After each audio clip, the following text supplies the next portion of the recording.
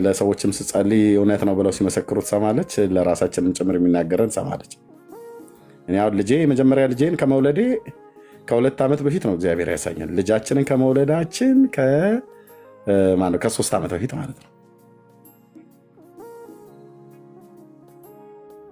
ሳንወልደው በስርዓት ተጽፎ የተቀመጠ ቆንጆ የሚያምር ወንድ ልጅ ወልደን ጌታ አሳየን። ጻፍኩትኝ፣ ነገርኳት ያኔ ገና ምንም በሌለበት እና የመጀመሪያ ልጃችን ወንድ ነው ማለት ነው እያለች ስትቀልድ ነው ማማ ቀልድ አይደለም አልኳት። ቀልድ አይደለም እግዚአብሔር ወንድ ልጅ ነው የሚሰጠን ብያት ማለት ነው። ጽፌ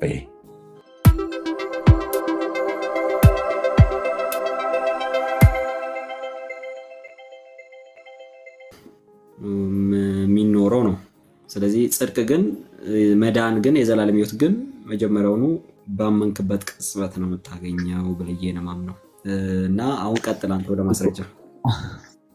እዚህ ላይ እኮ ትክክል ነው። አሁን እዚህ ጋር ተቃውሞ የለም እኮ ለአንተም እንዴት ግራለ እዚህ ጋር ኦርቶዶክስ አትልማ። ኦርቶዶክስ የምትለው ሰው በእምነት አይድንም ስጋውና ደሙን በልቶ ነው የሚድነው እንጂ በእምነት አይድንም ነው እና ለመታሰብ ደግሞ አይደለም የምናረገው እኛ የዘላለም ሕይወት ለማግኘት ነው የምንበላው የምንጠጣው ነው የሚለው። አሁን ተወሱ ነው ክርክር ውስጥ እንዳንገባ ቀጥታ ወደ ማስረጃ ሄድ። የኔን ክሊር አድርጌ አስቀምጬልሃለሁ። ምንም ምን መሰለህ ትክክል መስሎ ተሰምቷል። ስህተት ላሳይ ነው። ኧረ ምንድን ነው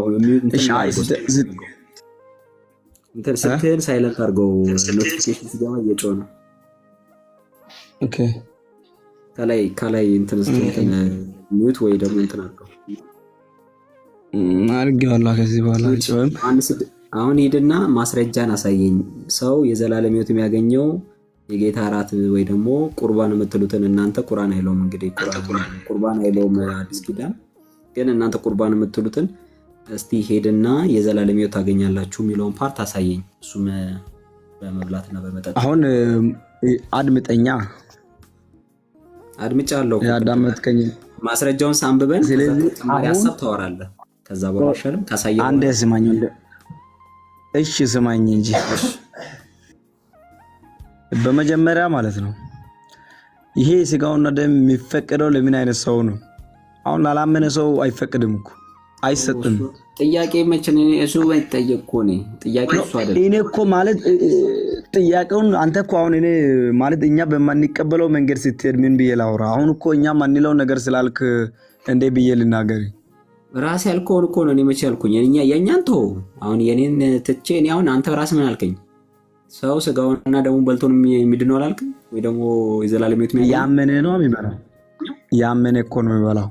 እሺ እኮ ባይበላስ አምኖ ጌታ ኢየሱስ ተቀብሎ እሺ ገና ስጋውና ደሙ ጋር አልደረሰም አይድንም?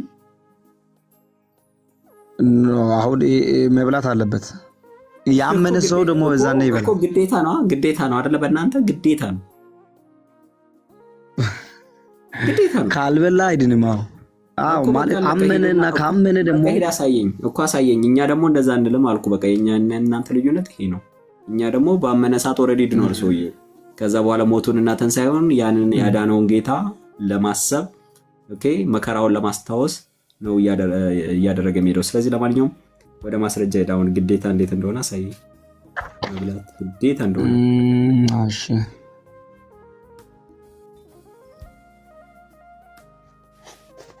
አሁን አንተ አንተስለላ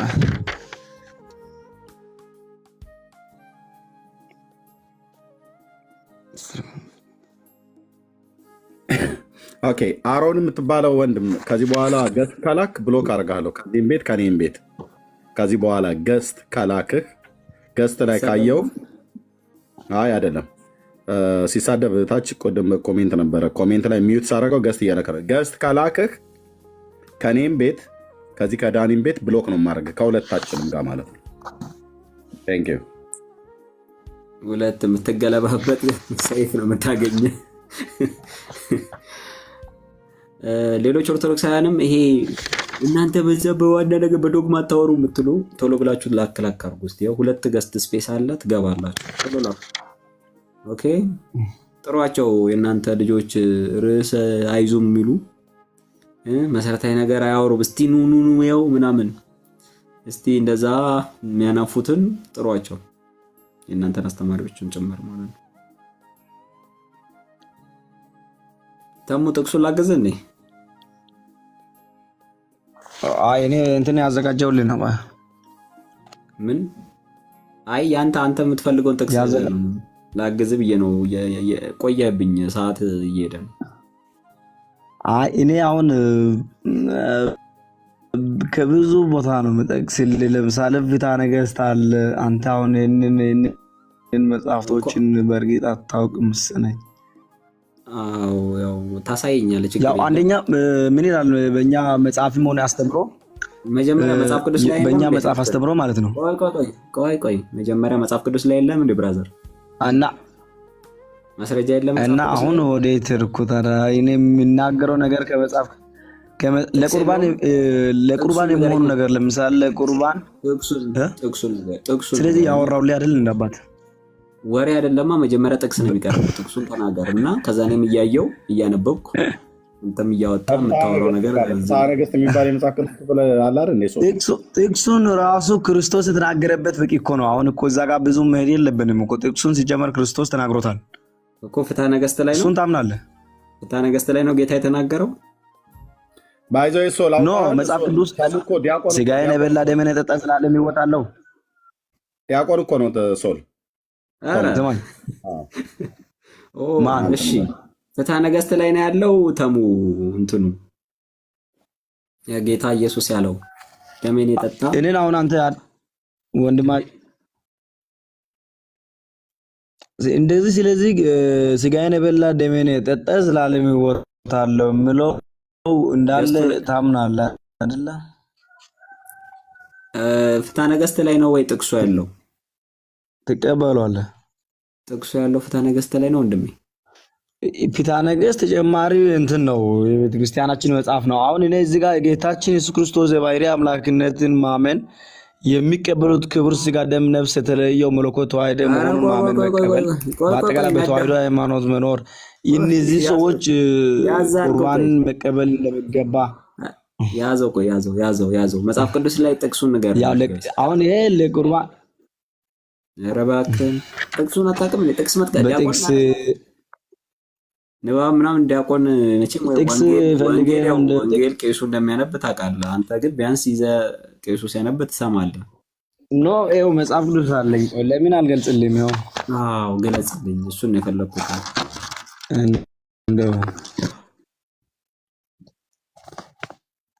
እሺ ደስ የሚል ጥያቄ ነው።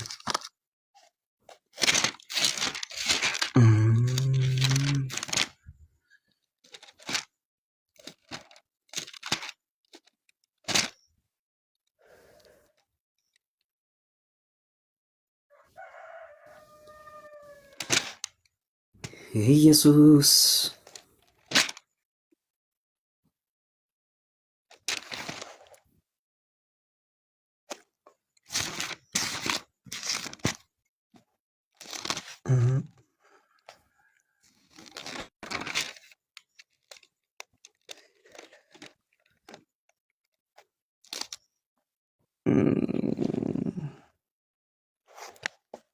ሉቃስ ወንጌል ምዕራፍ 22 ይሰማል። ሉቃስ 22 ቁጥር ስንት? ሉቃስ 22 ቁጥር ስንት? ከቁጥር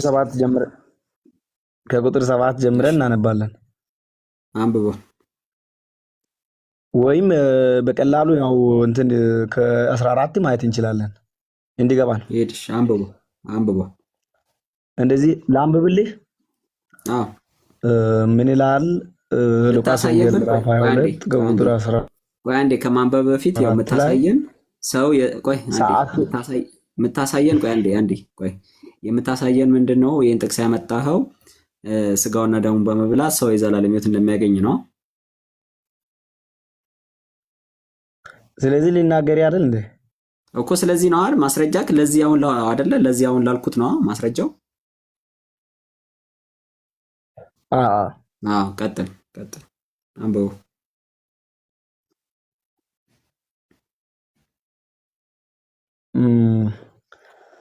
ሰዓቱን በደረሰ ጊዜ ጌታችን ኢየሱስ በማዕድ ተቀመጠ። 12 ደቀ መዛሙርቱም ከእርሱ ጋር ተቀመጡ። እርሱም እንዲህ አላቸው፣ ከመከራዬ አስቀድሞ ይህንን ፋሲካ ከእናንተ ጋር ሊበላ እጅግ ወደድኩ። ነገር ግን የእግዚአብሔር መንግሥት እስኪፈጸም ድረስ ከእንግዲህ ከእርሱ እንደማልበላ እነግራችኋለሁ አላቸው። ጽዋውንም ተቀብሎ አመሰገነ፣ እንዲህም አለ፣ ይህን እንኩ፣ ሁላችሁም ተካፈሉት እላችኋለሁ። የእግዚአብሔር መንግሥት እስኪመጣ ድረስ እንግዲህ ወዲህ ከዚህ የወይን ፍሬ አልጠጣም። ህብስቱንም አነሳ፣ አመሰገነ፣ ፈትቶም ሰጣቸው፣ እንዲህም አላቸው፣ ስለ እናንተ ቤዛ ሆኖ የሚሰጠው ሥጋዬ ይህ ነው። ይህን ለመታሰቢያዬ አድርጉት። እንዲሁም ከእራት በኋላ ጽዋውን አንስቶ እንዲህ አላቸው፣ ይህ ጽዋ ስለ እናንተ በሚፈሰው ደሜ የሚሆን አዲስ ኪዳን ነው ብሎ የአዲስ ኪዳኑን አዘጋጅልን። እሺ የአዲስ ኪዳኑን ማለት ነው። እሺ ይሄ የሚያሳየው ስለ ቅዱስ ቁርባኑ ማለት ነው። ስለሱ የዘላለም ሕይወት ይሰጣቸዋል የሚለው የት አለ? ጌታ ኢየሱስ የተናገረው የዘላለም ሕይወት ታገኛላችሁ ያለበት የዘላለም ሕይወት ታገኛላችሁ ያለው የቱ ጋር ነው? የእሱን ስጋና ደም መብላት ዘላለም ሕይወት እኮ አያሰጥም ያልከኝ ነው አባት። ማስረጃ እያልኩ አይደለ እንዴ? እስካሁን ማስረጃው እኮ አንተ እያመጣ ያለው የዘላለም ሕይወት ታገኛላችሁ ብሏል ኢየሱስ እያልከን አይደለ እንዴ? እና ይሄ አሁን የሚያሳየው ሌላ ነገር ነው ያልከኝ ነው አይልም? አይታለ እስካሁን አላነበብኩም። እስካሁን እንደዛ የሚል ነገር እኔ አልሰማውም፣ አላነበብኩም። የሱ ስጋ መብላት ምንን ያስገኛል? እሺ አሁን አንተ በምን መልኩ ነው የምትቀበለው? ቆይ ነገርኩ እኮ ለመታሰቢያ ያድርጉት አለ። ሞቱንና ትንሣኤውን ታስባለህ።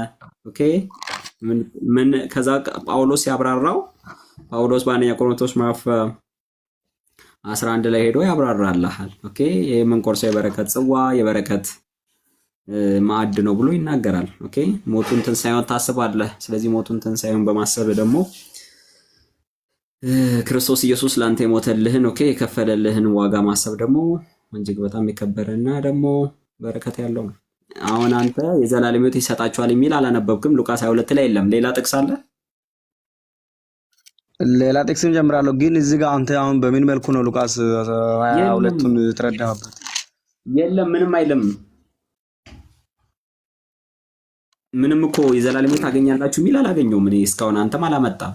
ከየት እናምጣ? እኔ ያንተው መጽሐፍ ቅዱስ ያላለውን እያልክ ነው። ኦርቶዶክስም እንደዚሁ ነች። ኦርቶዶክስም መጽሐፍ ቅዱስ ማይለውን ነው የምትለው። አንተም አብረህ እሷም ማትለው ምንድነው? በመጽሐፍ ቅዱስ የተጠቀስኩልህ የዘላለም ሕይወት ታገኛላችሁ የታል ሚል ያመጣኸው? አላመጣህም እኮ።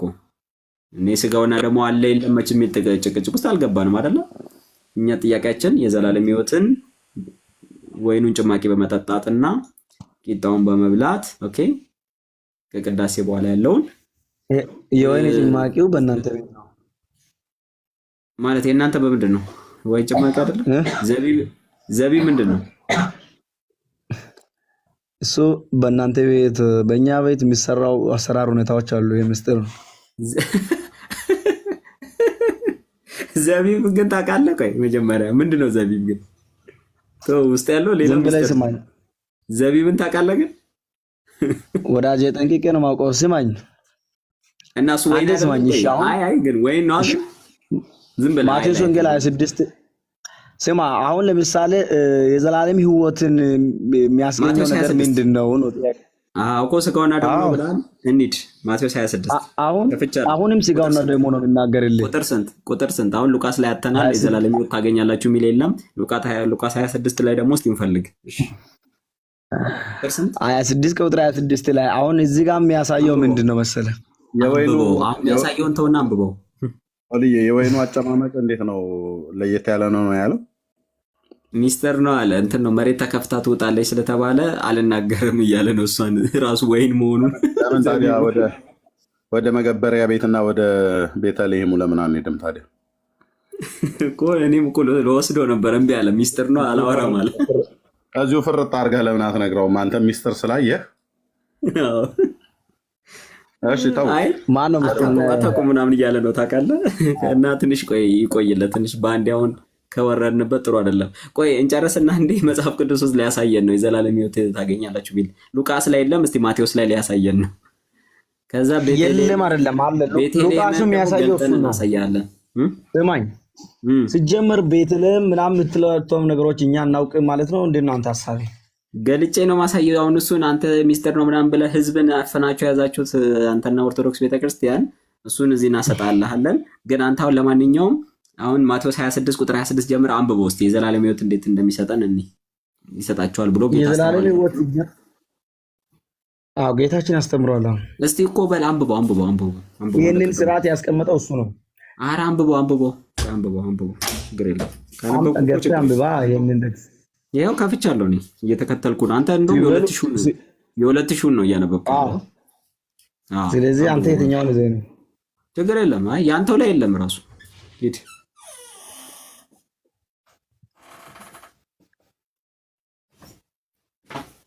እንደዚህ ነው ብለው እንዴ አሁን ይሄንን መጽሐፍ ቅዱስን እየፈታ ነው የምንሄደው። በነገራችን ላይ በጥሬ ንባቡን ብቻ አይደለም የምንፈልገው። እሺ መጀመሪያ አንዴ ጥሬውን እናንብብና ከዛ እንፈታዋለን። እሺ ሲበሉም ጌታችን ኢየሱስ ህብስቱን አንስቶ ባረከ፣ ቆረሰ፣ ለደቀ መዛሙርቱም ይህ ሥጋዬ ነው እንኩ ብሉ ብሎ ሰጠ።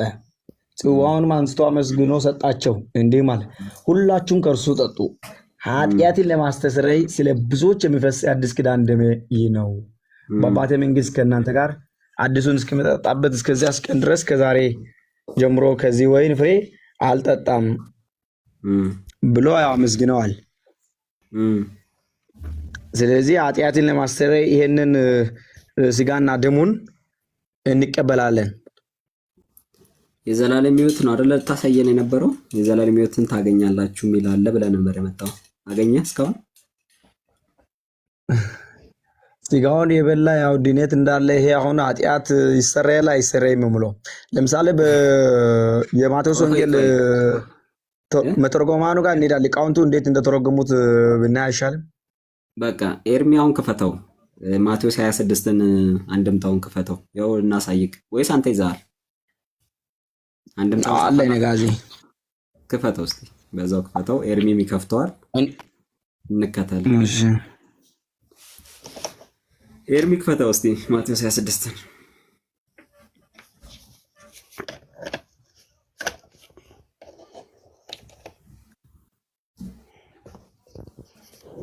ይቀጥሉ መምህር፣ እየተከታተልኩ ነው።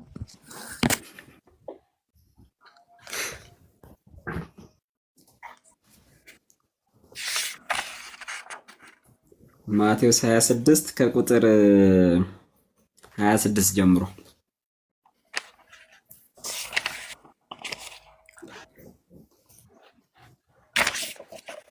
የተሻለ ኦርቶዶክስ ነው። ግን እኔ እንደውም ሳላደንቅ አላልፍም። አንድምታ አጠገቡ ከያዘ ተመስገን ነው። እንደ ዲያቆን እኮ ነው። ኧረ ስንቱ ዲያቆን እንደምን ሆነ ነው። እኔ የኦርቶዶክሶች ጠላት እኮ መጽሐፍ ነው ታውቃለህ አይደለ ኤርሚ? እንደውም እሱን አውርቼ ልወጣ ነበረ። ትልቁ የኦርቶዶክሶች ጠላት የማንም መጫወቻ ያደረጋቸው ህዝቡን መጽሐፍ አጠገባቸው ያለውን መጽሐፍ ቅዱስን አለማንበብና መጽሐፍ በቃ መጽሐፍ የሚባል ነገር ለማንሳት ምን በቅዳሴ ጊዜ ይነበብ የለ እንዴ? ምን ማለት ነው? ዲያቆን ሰለሞን በቅዳሴ ጊዜ ከተነበበ በቂ ዲያቆን አይደለም ሲጀምር ልጁ ዲያቆን ሰለሞን ያልክ ነው። ውሸት። በቅዳሴ ጊዜ እየተነበበ አለ እንዴ? አዎ እኮ እሱ እኮ ችግሩ መጽሐፍ ቅዱስ በእኛ ቤት የለም። መልሰ መጽሐፍ ቅዱስ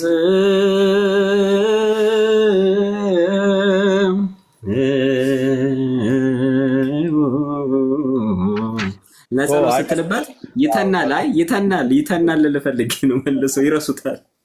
ማቴዎስ ምኑ ነው የተናው? የተነበበው ወንጌል ነው። እሺ ይበሉታ ደግሞ ዲያቆን አይደለም እንዴ? ጥቅሱን እንዴ ይሄን ጥቅስ ለማውጣት ዲያቆን ሆኖማ እስካሁን አይቆይም። ምን ሆነ? ላጣርጎት ነበር የሚያወጣው። እኔ አላመንኩም። ራሱ ተሙ ዲያቆን ማለት አንብበው እንጂ ምኑን ማለት ራስ ጳውሎስ ስሜት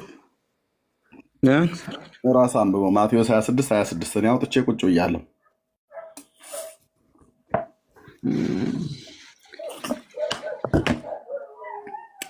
ጥርስ ደግሞ ከመዝገ መጽሐፍ ጋር ያስልከት ጋና ቀብሉኝ እያልክ ነው።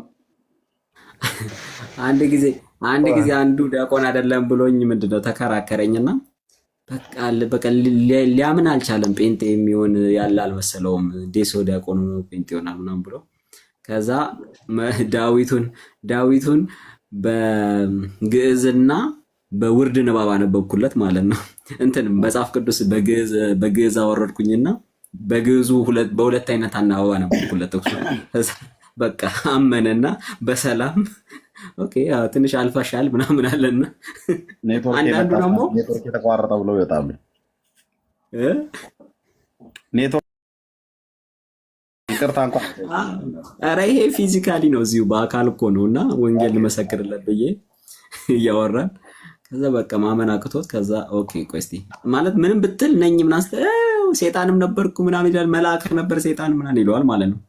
ከዛ ጣል ስታረግበት አንዳንዱ ደግሞ ራሱ ወይ ውዳሴ ማርያም እንኳን አልደገመም ፈታኝ ሆኖ ይቀርባል። እና አንዱን እንደውም ምን አልኩትኝ አንተ እኮ አትመጥንም፣ መጀመሪያ እኔን ለመፈተን ወይ ቄስ መሆን አለብህ አትሊስት ወይ መርጌታ መሆን አለብህ። ምዕመን ሆነ ወደ ላይ ሽቅብ ዲያቆንን መፈተን ራሱ ፌር አይደለም አልኩትና ተበሳይቶ አንተ እስካሁን ማቴዎስ 26ን አታወጣም ተሞረተው ይሄ ያተዛዝባል። ጠብቆኝ ቆይ እናንተ ደግሞ እየተሻከልኩኝ ያየ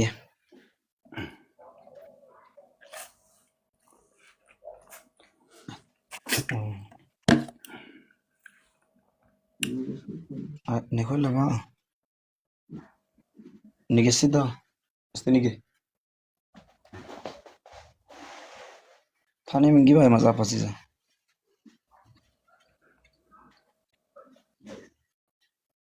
ተሙ እያነበብክ እንደሆነ አትሰማም? ወንድም አይሰማም። ኧረ ገና እዛው ቤት ውስጥ እየተጠያየቀ ነው። እሱ እዛ የሚጠይቀው ሰው አለ። ተውት በቃ ትንፋሽ ስጡት። ወደ ስራችሁ ተበተኑ። ሰለሞን ስራ ያላችሁ ወደ ስራ ሄዱ። በቃ የኦርቶዶክስ ዲያቆን ከያዘው እንደዚህ ነው የሚሆነው ነገሩ፣ ቋንጣ ነው የሚሆነው። እኔም መጽሐፉን ደከመኝ በትዕግስተኛ እንጠብቃለን። ችግር ደከመኝ፣ ያው ዘግቼዋለሁ። ደከመኝ።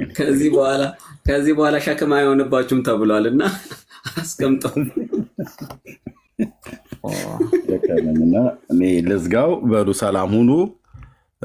አሁን እሱ መጨረሻ ሲመለስ እህቱ በሰላም ብሎ ይዝጋው፣ ማህበረሰቡን ይሸኛል። አድን ነው ይበል እሱ። አይ እሱማ ንፍቅ አይደለማ። ኔትወርክ አለው ግን ቼክ እየፈቀች ኧረ እኔ መፈለጉ ራሱ ገርሞኛል። እግዚአብሔር ይመስገን እያልኩ ነው እያመሰገንኩ ነው እግዚአብሔርን። አድኑ ይበል ነው ያልከው። በዛ ላይ የሚያነብ ዲያቆንና ቃሉን የሚያውቅ ዲያቆን ቢሆን እዛ ቤት እስካሁን ምን ይሰራል? ይሄው ቃሉን የፈለጉና ቃሉን ያነበቡት እኮ ዲያቆናት ወደ ኢየሱስ መጥተዋልና አለማወቁ አይመስላችሁም? እስከዛሬ ይዛረስ እዛ ቤት ያስቀመጠው ከቤተሰብ ጋር ኮሬ ጀመረ እኮ ልጭጭ አለን። ኧረ ስልክ ገብቶበት ነው። ተረዱት። ምን ሆናችሁ ነው እናንተ? የምን ስልክ ነው? ከቤተሰቡ ጋር እያወራ አንቺ ጋር ነው እንደ ደወለ እንዴ? ተው እንጂ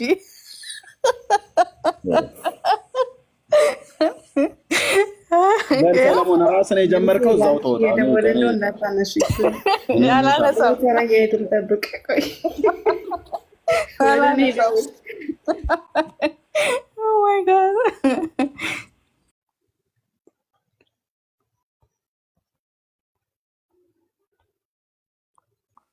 ሰለሞን ነው እንደዚህ ነካክቶ ይኸው ልጁን ጭጭ አደረቀ። በቃ ዝም እኔ እኮ ደስ ብሎኝ በቃ የሚገርም በቃ መጽሐፍ ራሱ ገለጥ ሲያደርግ ራሱ እንዴት ደስ እንዳለኝ ለምን መሰለህ? ሰው መጽሐፉ ጋር ከተገናኘ እውነት ጌታ ያበራለታል። እነዚህ ጎረምሶቹ ሌሎቹ እኮ የካቶሊክ ዌብሳይት ስለሆነ የሚያዩት ቸርቿን አያውቋት፣ ውስጡን አያውቁ። አሁን ቢያንስ ኦርቶዶክስ ነው ወቋት ጋይስ። እኔ የምመክራችሁ እሱን ነው። ኦርቶዶክስ ስታውቁ ራሱ ገፍትሮ ያወጣቸዋል እና ጌታም ይረዳቸዋል። ደግሞ ችግሩ ኦርቶዶክስን ካላወቅ ሁሉ ነገር በቃ ቤስት ስለሚመስል እንደነገሩል ኦኬ ቆንጆ አሰማምረው እንደነገሩል ኩል እንደኳሉል ስለሚመስል በጣም ይከብዳል። እና መጽሐፉን ግለጡትና እስቲ ተሙ እንጸልያለን። እንደውም አንዱ ከታች ምን አለ? ከቁርአን ጠይቃችሁት ይሆናል እያለ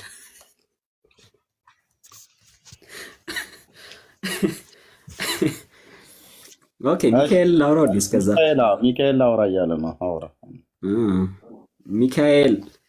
ሚካኤል መልአክ የሚል አንድ እንትን አለ። ሰኔ ሚካኤል ላይ ንግስ ላይ ወረብ አለ እና ሚካኤል አርመመ ወገብርኤል ተደመ የሚለውን ማለት ነው። እና ሰላም ነው ሚካኤል። እግዚአብሔር ይመስገን። ይሰማቸዋል? ተመለስክ እንዴ? ቆይ በቃ ሚካኤል ሚውት አድርግ ተራይ ድረስ ይሰማቸዋል። ዝናብ እየዘነበ ስለሆነ እሺ፣ ገልጣቸዋል። አንደምታውን አገኘው እኔ አግኝቻለሁ።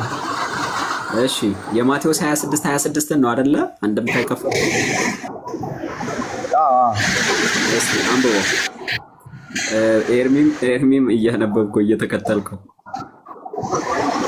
እየዘነበ ስለሆነ ነጋ ድምጽ የሚሰማችሁ ከሆነ ላንብብላችሁ። ይረብሻል። አንድም ባረከ ነው ቧንቧ ነው የከፈተው። ቧንቧ ከፍቶ እየዘነበ ነው ይላል። እንዲህ አይነት ዝናብ እኛ ሰምተን አናውቅም። ዝናብ ሲዘንብ እኮ እናውቃለን። ቆርቆሮ ጣሪያውን የሚመታው ይሄ ቧንቧ ጋር ሄዶ ሲያጣው ቧንቧ ጋር ቆመ። ለአንብብላችሁ ከተሰማ እያለ ውሃውን ይጨምረዋል፣ ኃይሉን መሞር ይጨምረዋል። ሳፋ ከስር ቁጭ አድርጎ ቻቻቻቻች ሲል በደንብ እኮ እየሰማሁ ነው ማለት። አሁን ይሄንን እኛ ላይ ነው ወይ ሙድ እኔ የምልህ አሁን ዲያቆን አሁን በዚህ ላይ ታው ብቻ ማይ ጋድ ኤርዬ እንዴት አወቅ? ሳፋ አስቀምጦ ሳፋ ላይ ይገርቀቃለው ጥሎ በዚህ ሰዓት ዝናብ በአንዴ ዶፍ ሆነ። እንዲህ አይነት ዝናብ ቅድም ሰላም ነበር እኮ። ከመቼ ነው እንደዚህ አይነት ዝናብ የመጣው? ልክ እሱ መጽሐፍ ሲገልጥ እንትን ከባድ ዝናብ መጣ አይደል? ጣራ የሚቀድ ኮርኒስ የሚያልፍ ኧረ ጉድ ነው ዛሬ።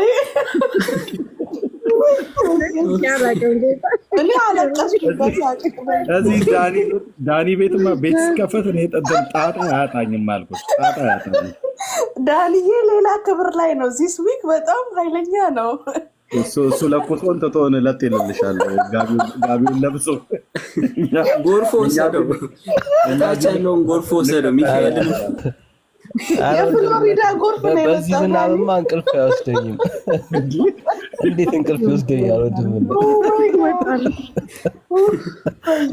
እንቅልፍ የሚያስወስድ አይደለም። ይሄ ዝናብ ከባድ ነው። መብረቅ የለውም ብራዘር፣ ጠይቀው እስቲ በዛው የለውም። ወቅቱን ያልጠበቀ ዝናብ፣ ወቅቱን ያልጠበቀ ዝናብ አይደለም። በእናትህ የምን ዝናብ አለ ደግሞ? ሚካኤልን ይዞት ሄደ እንጂ ጎርፉ ሁለቱ ነው።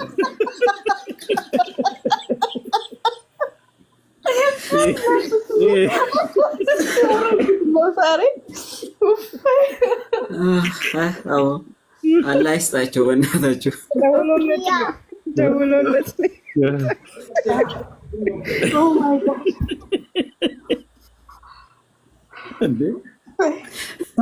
ሳፋው ላይ እኮ አምኜው ነበር እኮ ኤርሚ፣ የሚገርምህ አምኜው ነበር እና ሳስበው ትዝ ሲለኝ ቅድም ምንም አልነበረም። አምኜው ነበር በፍጹም። እኔ እንዴት ነው የማምነው? ይሄንን ሳፋ ላይ እየወረደ ሳፋ ላይ የሚወርድ ሳፋው ስዕሉ ራሱ መጣልኝ እኮ። ገረመኝ። የኔ ያህል ሰዓት ሲያወራ ጫጫታ ያልነበረ በአንዴ እኮ ነው የዘነበው። ልክ ጥቅሱን ሲያገኘው ዝናቡ መጣ።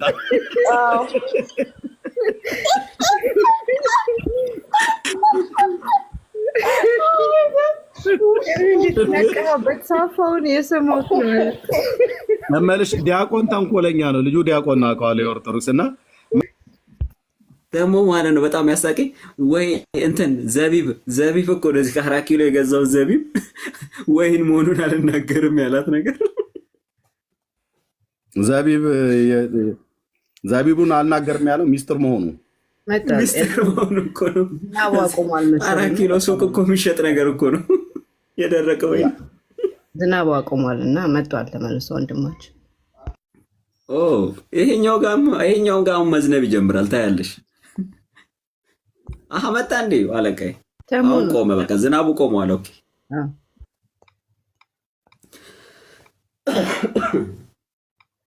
የት አለ ዝናቡ? ተሙ አለፈ።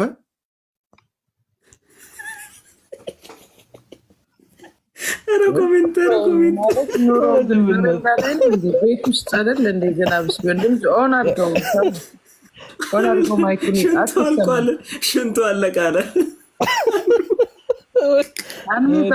ጨርሱታ እንዴ! ይህን ያክል የሚዘንብ ሽንት ኬት ያመጣል ብለህ ነው እንጂ ይህማ እስካሁን ከቆየማ ከባድ ነው።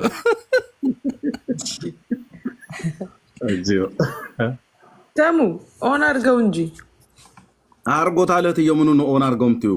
ካሜራው እኮ ማይኩ እኮ ኦን ነው። ዝናቡ ነው ኦን አድርገው እያልሻለሽው። ምን ላድርግ ታዲያ? በረንዳይ ነው ቤት ውስጥ ነው። እኔ እኮ ዳጊ ሲስተም ደግሞ ገዝቶ እኮ ነው እንትና ልጅ አፕሊኬሽን የሚሸጠው አሉ ቴሌግራም ላይ እና ቅድም መጽሐፍ እየገለጠ ነበር አጠገብ ያለ ድም ተብሎ ማለት ነው። አሁን ገዝቶት መጣ። አላምነውም። ይሄ ኤዲት የተደረገ ሊሆን ስለሚችል አላምነውም። እንደኔ ሃርድ ኮፒ ያሳይ አፕሊኬሽን ነች የምትሸጥ ነች እና የሚሸጡ አሉ። አንድ ቴሌግራም ግሩፕ አለና በብር ይሸጣል። 100 ብር 200 ብር ጥሩ ቢዝነስ ይዟል። ገል ድርሳን አልቀራቸውም እና ለማንኛውም እስቲ አንተ ተከተለው መጽሐፉን ይዘህ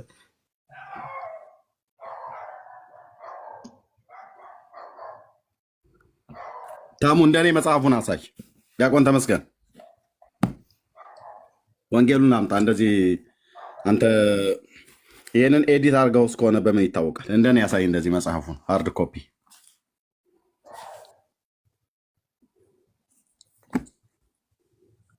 አውራ እንጂ ዲያቆን ተመስገን መታ እንዴ? መብረቅ መታ እንዴ? በዝናቡ ውስጥ ዝም አልክ? አሁን ከመጣ መጽሐፉ ከመጣ በኋላ ኤርሜሱን በትልቅ ላድርግና ይነበብ መጽሐፍ ቅዱስ ነው ገድላችሁ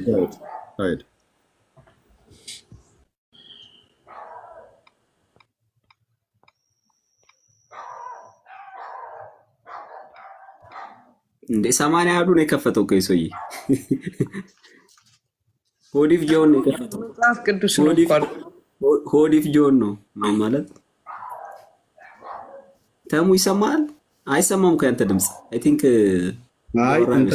መብረቅ ጥሏል ይመስለኛልና አይ ቲንክ ድንገት ምላሳቸው ጉሮሮም ብሎት ይሆን ወጥኛ ዝርዝና ኮሜንታተሮች ግን ጌታ ምንሽ አሁን በዚህ ውድቅት ሌሊት የሚዘንብ ዝናብ ምን የሚሉት ነው? አሁን ልክ መጽሐፍ ቅዱስ እኮ ቤት ነው ኤርሚ ቤት ውስጥ አይደል እንደሚኖር ምን ጨረቃ ቤት አይደል እንደሚኖር ድምፅህን ከፍ አድርገህ ተናገር። ተሙ 80 ያዱት ነው እሱ መጽሐፍ ቅዱስ ነው። የኤርሚ አይነት መጽሐፍ አውጣና ከሊቀ ሊቃውንት ሰለሞን ጋር አውሩ። ኧረ ተውኝ። አሁን ሆዲፍ ጆን የከፈትከውና ሆዲፍ ጆን እኮ አይልም። አይ እየቀለደ መሰለኝ። አይ ቲንክ ተሙ እያላጋጠ ዩረዲ በቀዋል ደግሞ ካላመጣ አይልም እኮ ደግሞ አሁን ያመጣውም ሆዲፍ ጆም አሁን ያመጣው ጥቅስ ማቴዎስ ጋር ከሆነ አይልም። አንድ ጥቅስ ነች ዮሐንስ 6 ነች። ዮሐንስ 6ም ደግሞ ጌታ ፈቶልናል። ጌታ ይባረክ። ዲዳ አረጋው እንደ ዝናቡ እኔ ግራ ገባኝ እኮ። ሚካኤልን አውሩ። እስቲ ሚኪ ጋር አይጠፋም። እስቲ ሚካኤል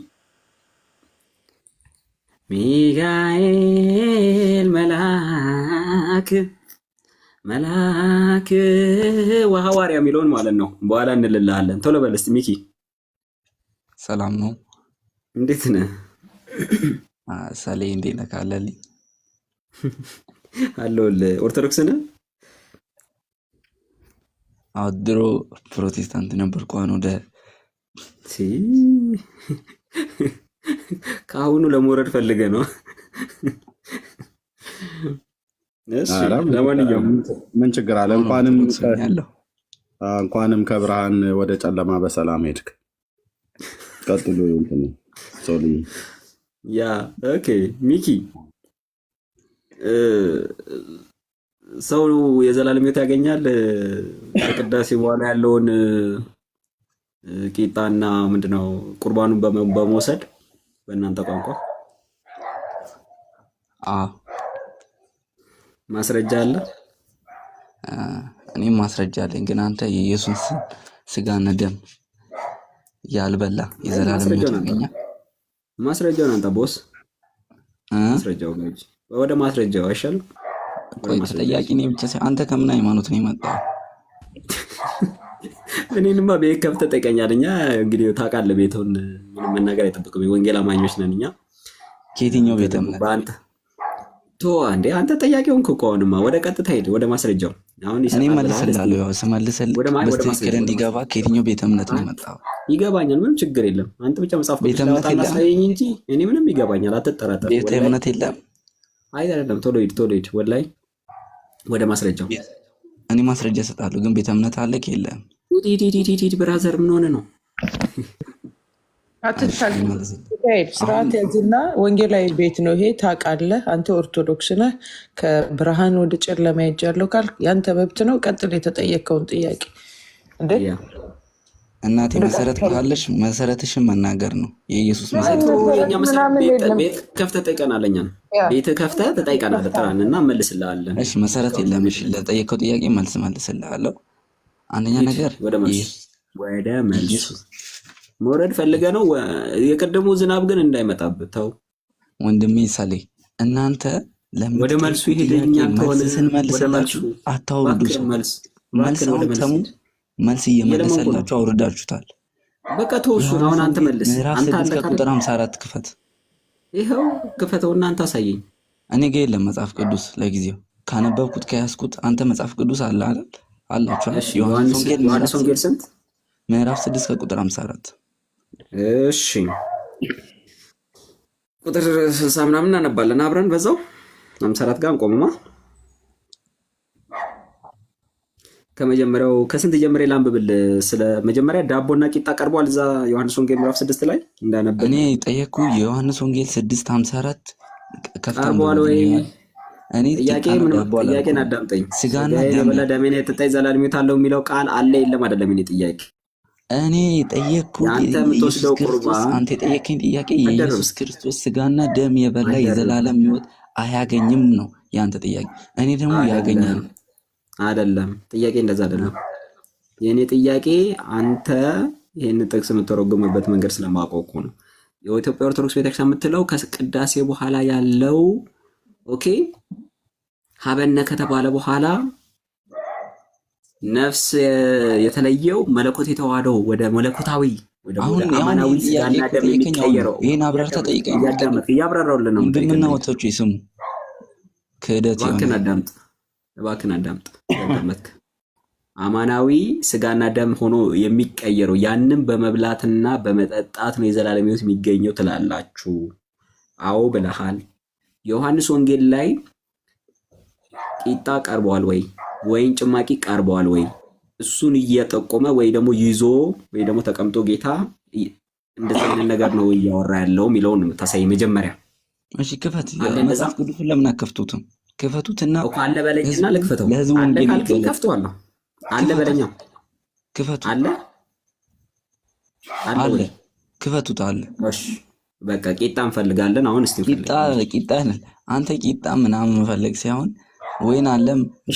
እሺ ክፈተው። እሺ ከስንት ልጀምርልህ? ከ50 ለምን ህዝቡ እንዲያዩ ክፈተው እስቲ። 480 ካሜራ ላይ ላድርግልህ እንዴ? ካሜራ አድርግልኝ። ክፈተው። ሊትል ቢት ታስቸግረኝ ነው እንጂ አሁን ትርፉ እኔ መክፈት ችግር የለብኝም። ክፈተው። ለወንጌል አላወቀ ወንጌል ይከፈት። እስቲ በእናትህ እስቲ ከጨለማ ትመለስ እንደሆነ እስቲ ትንሽ ልድከምልህ እስቲ ልንገር። እኔ አንድ ጥያቄ ብጠይቅ እውነት ማትመልሱት? አይ ቆይ አጠይቅም። አጠይቅም በኋላ እኔ ከፍትላለሁ። ስለማመልሱ አልጠይቅም። እሺ እኔ ከፍትላለሁ። ኦኬ በቃ ተላገልከኝ። እርሚ ደግሞ ለመክፈት ከግማሹ መጽሐፍ ቅዱስ ነው ወይስ ከ80 ያዱ ነው የምታወጣልኝ? እንኳን ሌላ ለመጣ ጥያቄ ደግሞ ሌላ ጭቅጭቅ ውስጥ መጣ ደግሞ። አሁን እኛ ከመጽሐፍ ቅዱስ ነው ከፍትል ብራዘር 54 ዮሐንስ ወንጌል ምዕራፍ ግማሹን ሙሉ ነው ግን። ኧረ እባክህን አሁን ዮሐንስ ወንጌል ሙሉ አለ አታስብ። ሌላውን ተው። እኛ ሙሉ ነው የምንቀበለው። የአንተ 15 የተጨመረበትን 20 30 የተጨመረበትን አንቀበልም። አሁን እሱ ሌላ ርዕስ ነው። አትክፈት። ሌላ ርዕስ ቀጥለ ላንብብልህ ወይ ደግሞ አንብቦ ራስ ይኸው አንብቦ ቁጥር 50 ጀምር አንብብ። ስጋዬን የሚበላ ደሜንም የሚጠጣ የዘላለም ሕይወት አለው፣ እኔም በመጨረሻ ቀን አስነሳዋለሁ። ስጋዬ እውነተኛ መብል ደሜም እውነተኛ መጠጥ ነውና ስጋዬን የሚበላ ደሜን የሚጠጣ በእኔ ይኖራል፣ እኔም በእርሱ እኖራለሁ። ሕያው አብ እንደላከኝ እኔም ከአብ የተነሳ ሕያው እንደሆኑ እንዲሁም የሚበላኝ ደግሞ ከእኔ የተነሳ ሕያው ይሆናል። ከሰማይ የወረደው እንጀራ ይህ ነው። አባቶቻችሁ በምድረ በዳ መና በሉ ሞቱ። የሞቱ በልተው እንደሞቱ አይደለም። ይህ እንጀራን የሚበላ ለዘላለም ይኖራል። በቅፍርናሆም ሲያስተምር ይህንን በምኩራብ አለ ይላል።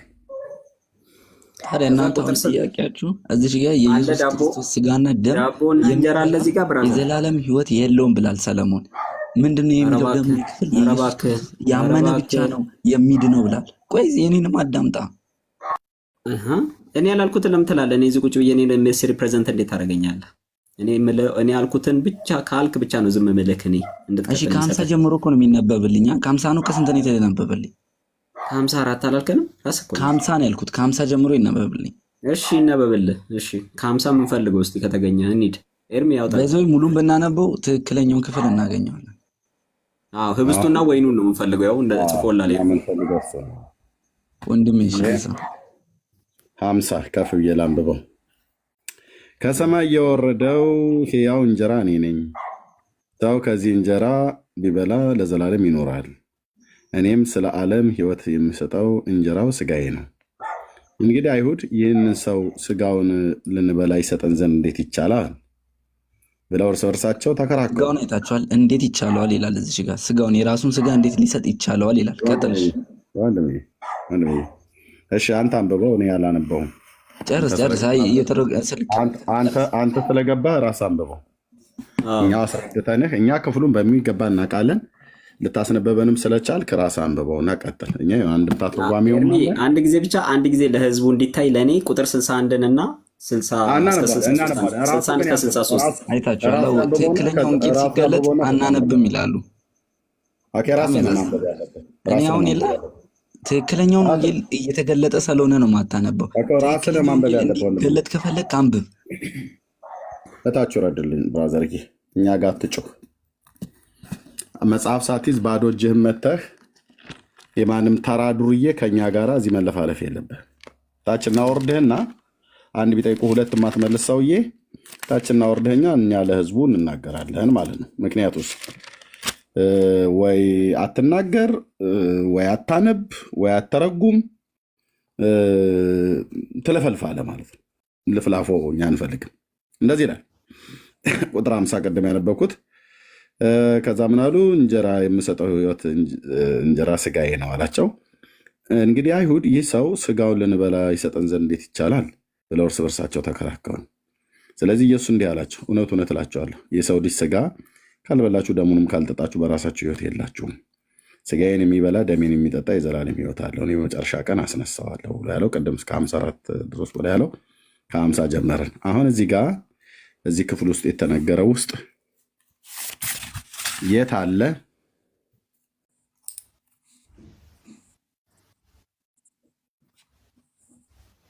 የት አለ ህብስቱና ወይኑ?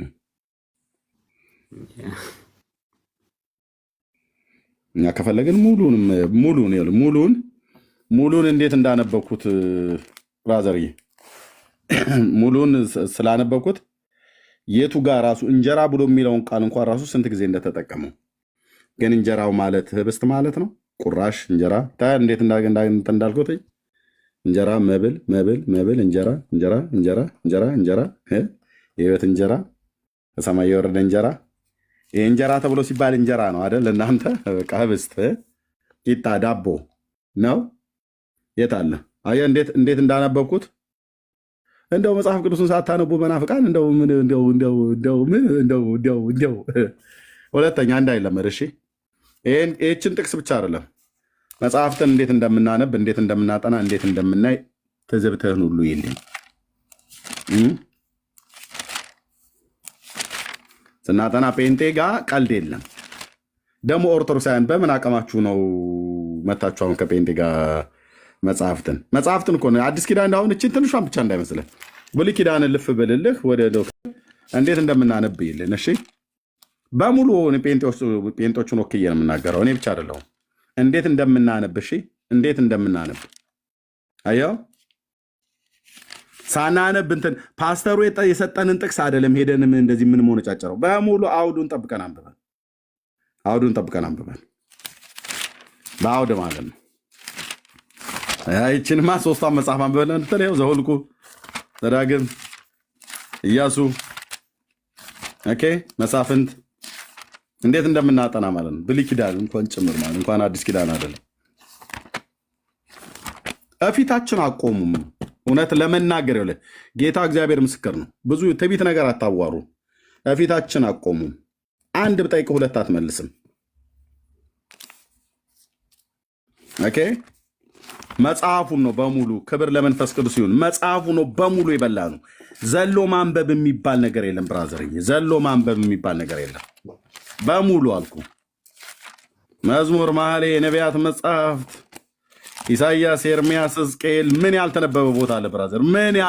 የቱ ጋር ነው ያልተነበበ ቦታ ያለው? ጌታን ከተቀበልኩባቸው በእነዚህ ዓመታቶች ውስጥ 5ኛ መጽሐፍ ቅዱስ እጄ ላይ ሲያረጅ 5 መጽሐፍ ቅዱስ ማለት ነው ከማንበብ የተነሳ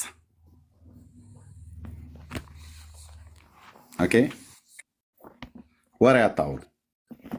ኤርሚ በኋላ እንዳትረሳብኝ ቁጥር 63ን ታነብላችኋለህ። ከ61 ጀምሮ ያለውን ነው። ቀደም እኮ አነበብ ነው። እህትየውን ሜርሲን ሲያወራት ገና ከአልጋዬ እንደነቃሁኝ 43ኛውን ቁጥር አንብቢለት አልኳት። 63ኛውን ቁጥር 63ኛውን እኔ ነገርኳቸው። መንፈስም ሕይወትም ነው ስጋ ግን አይጠቅምም ብሎ የሚለው ምንድን ነው ብዬ ስለው በቃ ሰማይ ምድሩ ዞረበት፣ ፍሬኑን ያዘ። በቃ እኔ እሷ እንድትነበብ ፈልጌ ነው። ብዙ ማለት ወንጌላውያንም ሆነው እንደዚህ አይነት የሆነ እንደ ትልቅ ነገር በቃ አማደ ሚስጥር ምናምን ብሎ እዛ የሚያቀራሩ ሰዎች ስላሉ ለእነሱ ቆንጆ መልስ ነው። ታች ዝቅ ብላችሁ አንብቡ ብላችሁ ወንጌላውያኖች መመለስ አለባችሁ። ምንም ልትደናገሩ አይገባም። በጣም ክሊር ነው። ጌታ ደግሞ ስሙ ይባረክ ግልጽ አድርጎ አስቀምጧል። በቃ ህይወት የሚሰጥ መንፈስ ነው፣ ስጋ ምንም አይጠቅምም። እኔ የነገርኳችሁ ቃል መንፈስ ነው፣ ህይወት ነው ብሏል። አለቀ። ስለዚህ ቂጣና ዳቦ በፍጹም ሊያመጡ አይችሉም።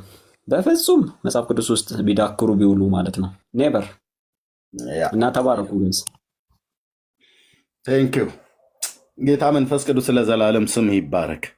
በእውነት ቅዱስ ቃልህን እንድናነብ ምሕረት ቸርነትን ስላገነንክልን ጸጋህ ስለበዛልን ጸጋህ ስለረዳን ለእኔና በስምህ ለጠራሃቸው ህዝብ በዓለም ዙሪያ ላሉ ለወንጌላውያን አማኞች አንስተን ልናነበው አንብበንም ህይወት ሊሆነን የሚችለንን ቃልህን ሰይጣን አዳፍኖብን በሃይማኖት ቤት ተጨፍነን መንፈሳዊም ስጋዊ አይናችን ሁሉ ታውሮ ለቃልህ በድንግዝግዝ በሞት ጎዳና ስንሄድ ህይወት የሚገኝበትን ቅዱስ ቃልህን ገልጠን እንድናነበው የስጋ አይኖቻችን ሁሉ ጭምር እንዳይደክሙ አድርገህ በስጋ አይኖቻችን አንብበኑ መንፈሳዊ አይኖቻችን እንዲከፈቱ ያደረግ የትንሣኤ ጌታ ኢየሱስ ክርስቶስን ከሙታን ያስነሳው ጌታ መንፈስ ቅዱስ ለዘላለም ቅዱስ ስም የተባረከ ይሁን።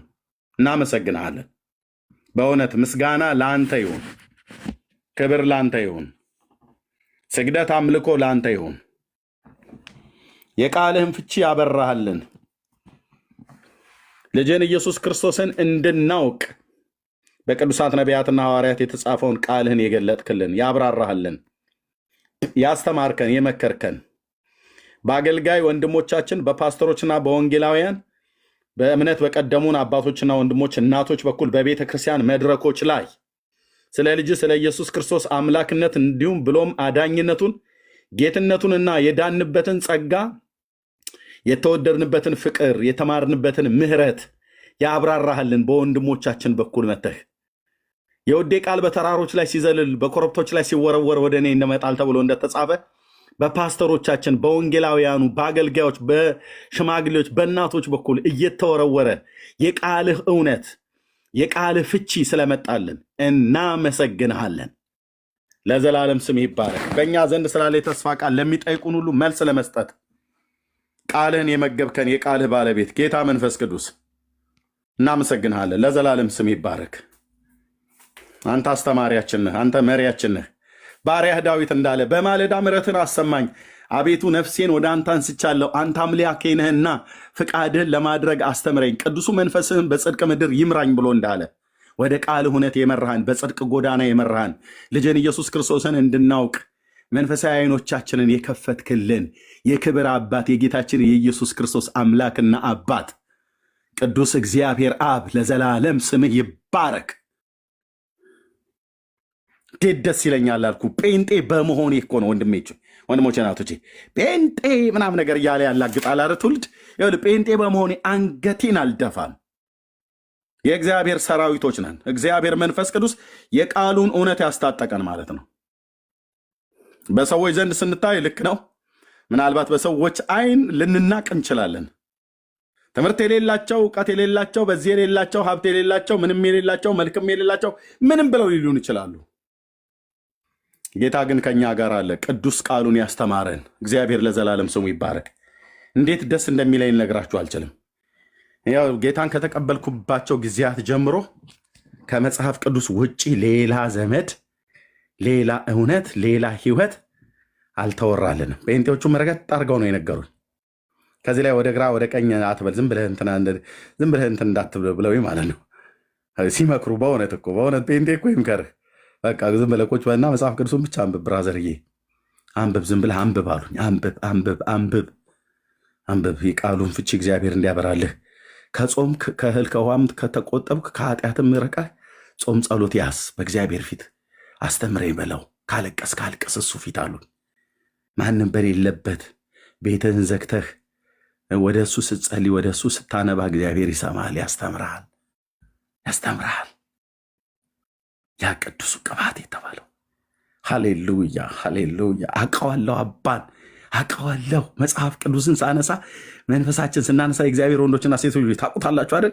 የሚሰማን ፕሬዘንስ፣ ቅዱስ ቃሉን ስናነብ የሚሰማን ሰላም፣ የሚሰማን ደስታ፣ በዛ ላይ ደግሞ ቃሉን አንብበን በፊቱ ድፍት ብለን አልቀስን ስንነሳ ወይ ያ ደስታ፣ ወይ ያ ሰላም፣ በጸሎት በርከክ ብለን በፊቱ አልቀሰን ስንነሳ አንበሳን አልኩ እሱ ፊት ተደፍተን ስናለቅስ የተዋረድን ብንሆንም ልክ ነው። በውዴ ፊት እንዋረድለታለን። ከእሱ ፊት ግን ስትነሳ በሚያዩ ሰዎች ፊት፣ በጠላቶች፣ በእናት በአባት በወንድም በእህት ፊት እንደ ደቦል አንበሳ ነው የሚያደርግህ አልኩ። ተሰውዬ እኔ አንተ ሰውዬ ጥላህ ይከብዳል አለችኝ አንዲት ፍሬህይወት የምትባል ሴትዮ። ሀያት ሆስፒታል አካባቢ ይሰራ ነበረ በስራ በአለም ሆኜ። አንተ ሰውዬ የሆነ በቃ የሆነ ጥላህ በጣም ነው የምታስፈራኝ።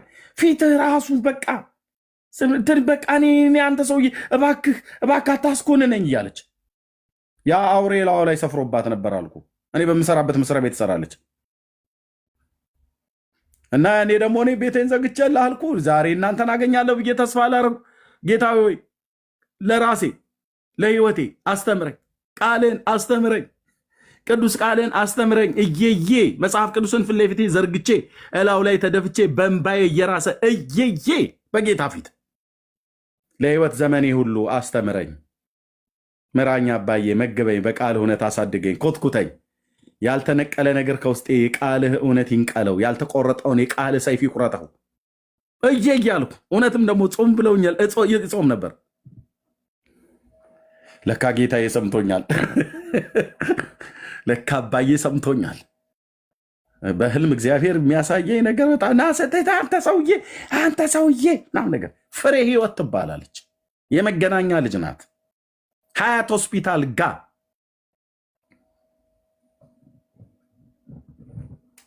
ስራ እንሰራ ነበር። እዛ አካባቢ ላይ ባለ ድርጅት ውስጥ እና ፊት በቃ ሐሰታት ንግግር ሁሉ ምንድነው? በቃ ኢየሱስ ጳውሎስ ኢየሱስ እንትና ጴጥሮስ እንዲህ ብሎ ዮሐንስ እንደዚህ ብሎ ኢየሱስ ምንም የሆነ ነገር እንኳን ምንም እኮ አታስወራ። ምሳ ቦታ ላይ አታስወራ፣ ሻይ ቦታ ላይ አታስወራ። ፊት በጣም ነው የሚከብደኝ አለችኝ። በእውነት ኢየሱስ ጌታ ነው። በልዩነት እኮ ነው የሚያወጣህ አልኩ። በልዩነት ነው የሚያወጣህ። ለካ ውዴ ከኔ ጋር እንዳለ ምልክትን ሲሰጠኝ ነግራቸዋለሁ። እዛ ሞኢንኮ አጥር እና ሀያት ሆስፒታል መካከል ወደ ላይ ወደ ቦሌ መድኃኔዓለም ጋር የሚያስወጣ መንገድ አለ። በሞኢንኮ እና በሀያት ሆስፒታል መካከል ያኔም አሁንም ያ መንገድ እንደማይዘጋ ተስፋ አድርጋለሁ። ሞኢንኮ አጥር ስር መሻገሪያ ድልድይ አለች፣ ቀለበት መንገዱ የምንሻገርባት ሞኢንኮ አጥር ስር ማለት ነው። የኃይሉ ዮሐንስ ወንድም ኃይሉ ዮሐንስ አሜሪካ ያለው ማለት ነው። የኃይሉ ዮሐንስ ወንድሜ ንጋቱ ዮሐንስ የሚባል እዛ መስሪያ ቤት ሞኢንኮ ይሰራ ነበር።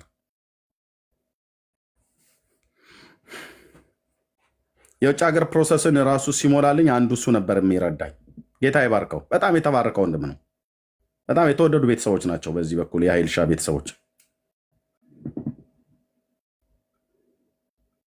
እና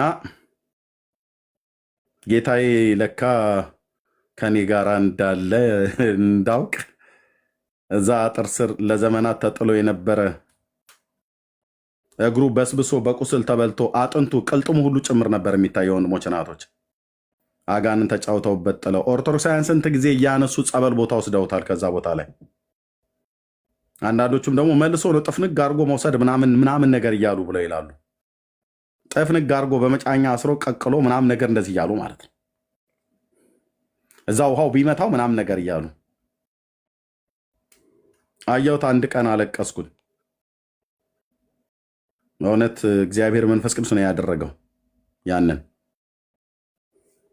እና መስሪያ ቤት ድርጅታችን እኩለ ሌሊት ላይ ሰርቪስ አለው፣ ወስዶ ይጥለናል በየቤት ስገባ በአንድ ቀን ምሽት እንዴት ብዬ ልተኛ? ያን ሰውዬ እግዚአብሔር ፊት ለፊት ያምጥቶት እየዬ በመንፈስ ቅዱስ በቃ ጌታ መንፈስ ቅዱስ ቃተተለት ነው ብዬ የምለው እኔ አይደለሁም።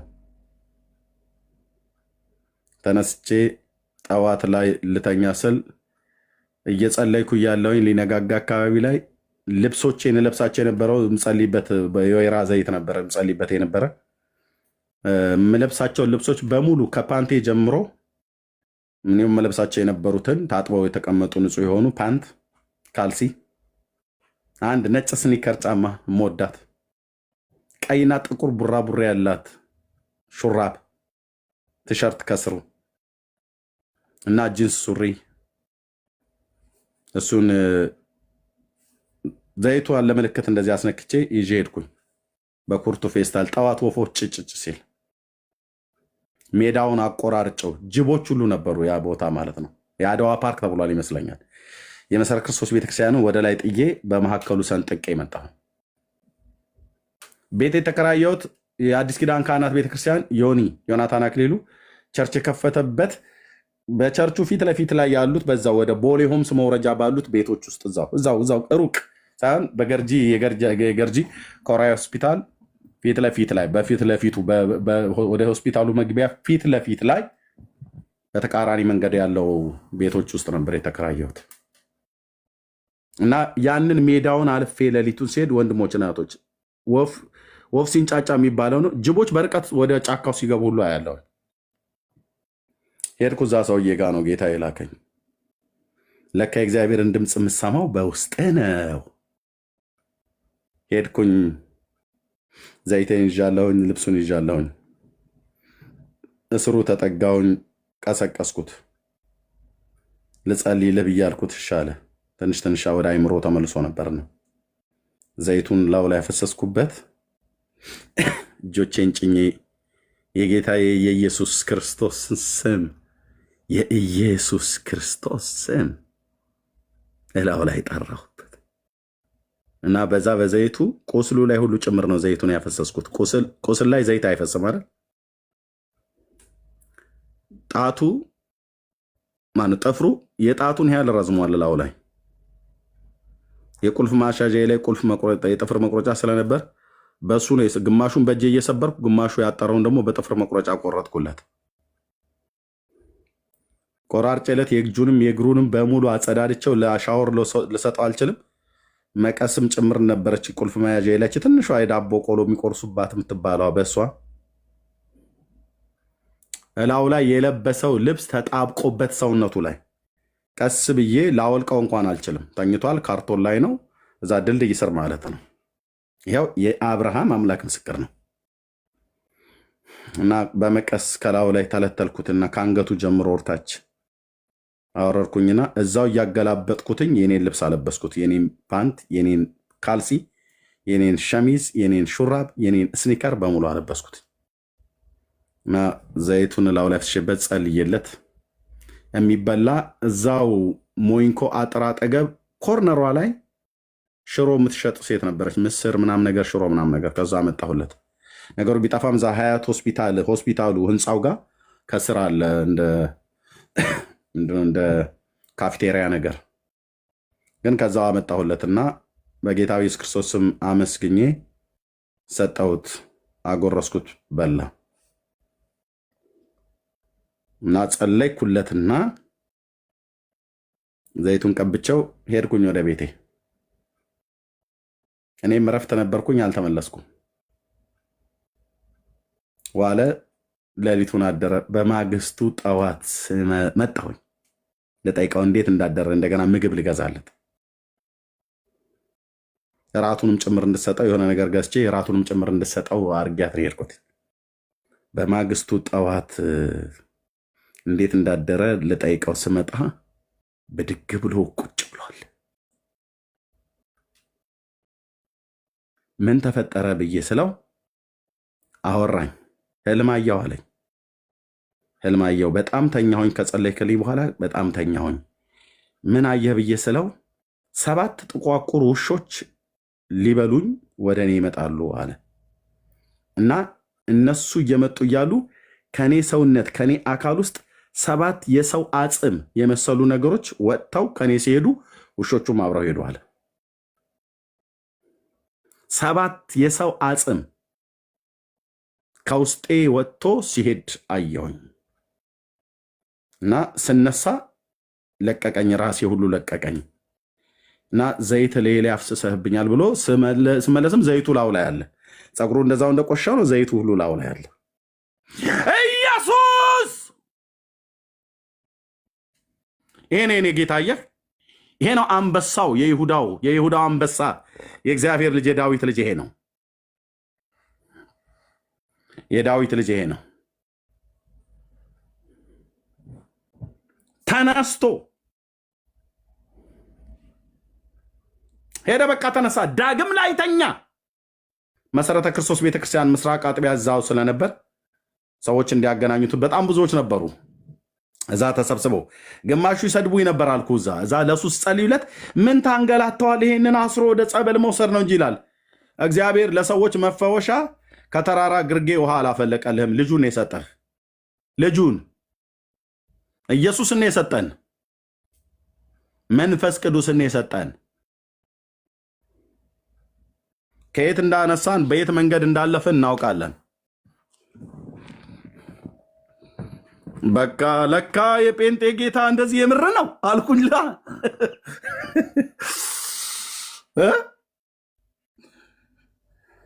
የኔ አባት ከስብከት እኮ ባለፈ በህይወታችን አይተነዋል ማዳኑን፣ ተአምራቱን፣ ክንዶቹ በህይወቴ ላይ በእኔው ህይወት ላይ ሲሰራ፣ ሌሎች ሲጸልዩልኝ በእኔው ህይወት ላይ ሲሰራ፣ እኔም ለወንድሞችና ለእህቶች ስጸልይ በእኔው ህይወት ላይ ሲሰራ እናውቀዋለን እኮ። እዚህ ያለን በሙሉ ተናገር ተብለን ብንባል ማን ነው የማይናገር? ሜርሴነች ማትናገር፣ ካህን ጌርሳም ነው የማይናገር፣ እብራዊተኝ ሰላም ነች፣ ብሩኬ ነው የማይናገር፣ ሶል ነው የማይናገር፣ ዳንኤል ነው የማይናገር። እኛ ጋር ሞቶ የቀረ የማይሰራ ስሙ ሲጠራ ዛሬም የማያድን አምላክ አናመልክም። ስሙ ሲጠራ የሚያድን ሕያው የሆነ አምላክ ሞቶ ነበር። አዎ ልክ ነው። ሞት ይዘው ዘንድ ግን ያልቻለ የሞትን ጣር ያጠፋ የትንሣኤ ጌታ ነው የምናመልከው።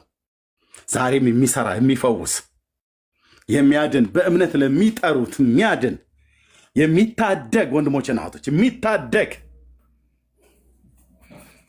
ጸጥ ያደርገዋል አልኩ። የገሃነምን ደጅ ጸጥ።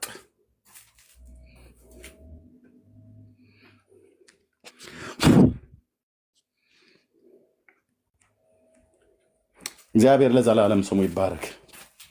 የእሱ ማዳን የእሱ ገናንነት እና አስተምረኝ ለው ነበር። አስተምረኝ በለው እያሉ አስተምረኝ አባ በቃ አስተምረኝ፣ የቃልህን ፍቻ አብራልኝ፣ በጽድቅ በቅድስና አንተን በመፍራት ህይወቴ ቀና የተስተካከለ ይሆን ዘንድ ቤተ ክርስቲያን ሲሄድ በቃ ወገኔ ጴንጤው ዝማሬ ብለህ ብትል እሳት ነው። የእውነት እኮ ነው የምልህ። ይሄ ዝም ብሎ ስሜት እኮ አይደለም። ቃለ እግዚአብሔር ሲሰበክ ልባችን ሲቀልጥብን ጉባኤ መካከል ቁጭ ብለን ያዕቆብ የጭኑ ሹሉዳን የተነካው የነፍሳችን ሹሉዳ ተነክታ በኢየሱስ ክርስቶስ ፍቅር ደንዝዘን ከአገልጋዩ ከሰባኪው እኩል እየጮህን እያለቀስኩኝ የእግዚአብሔርን ቃል የምሰማበት የነበረ ጊዜ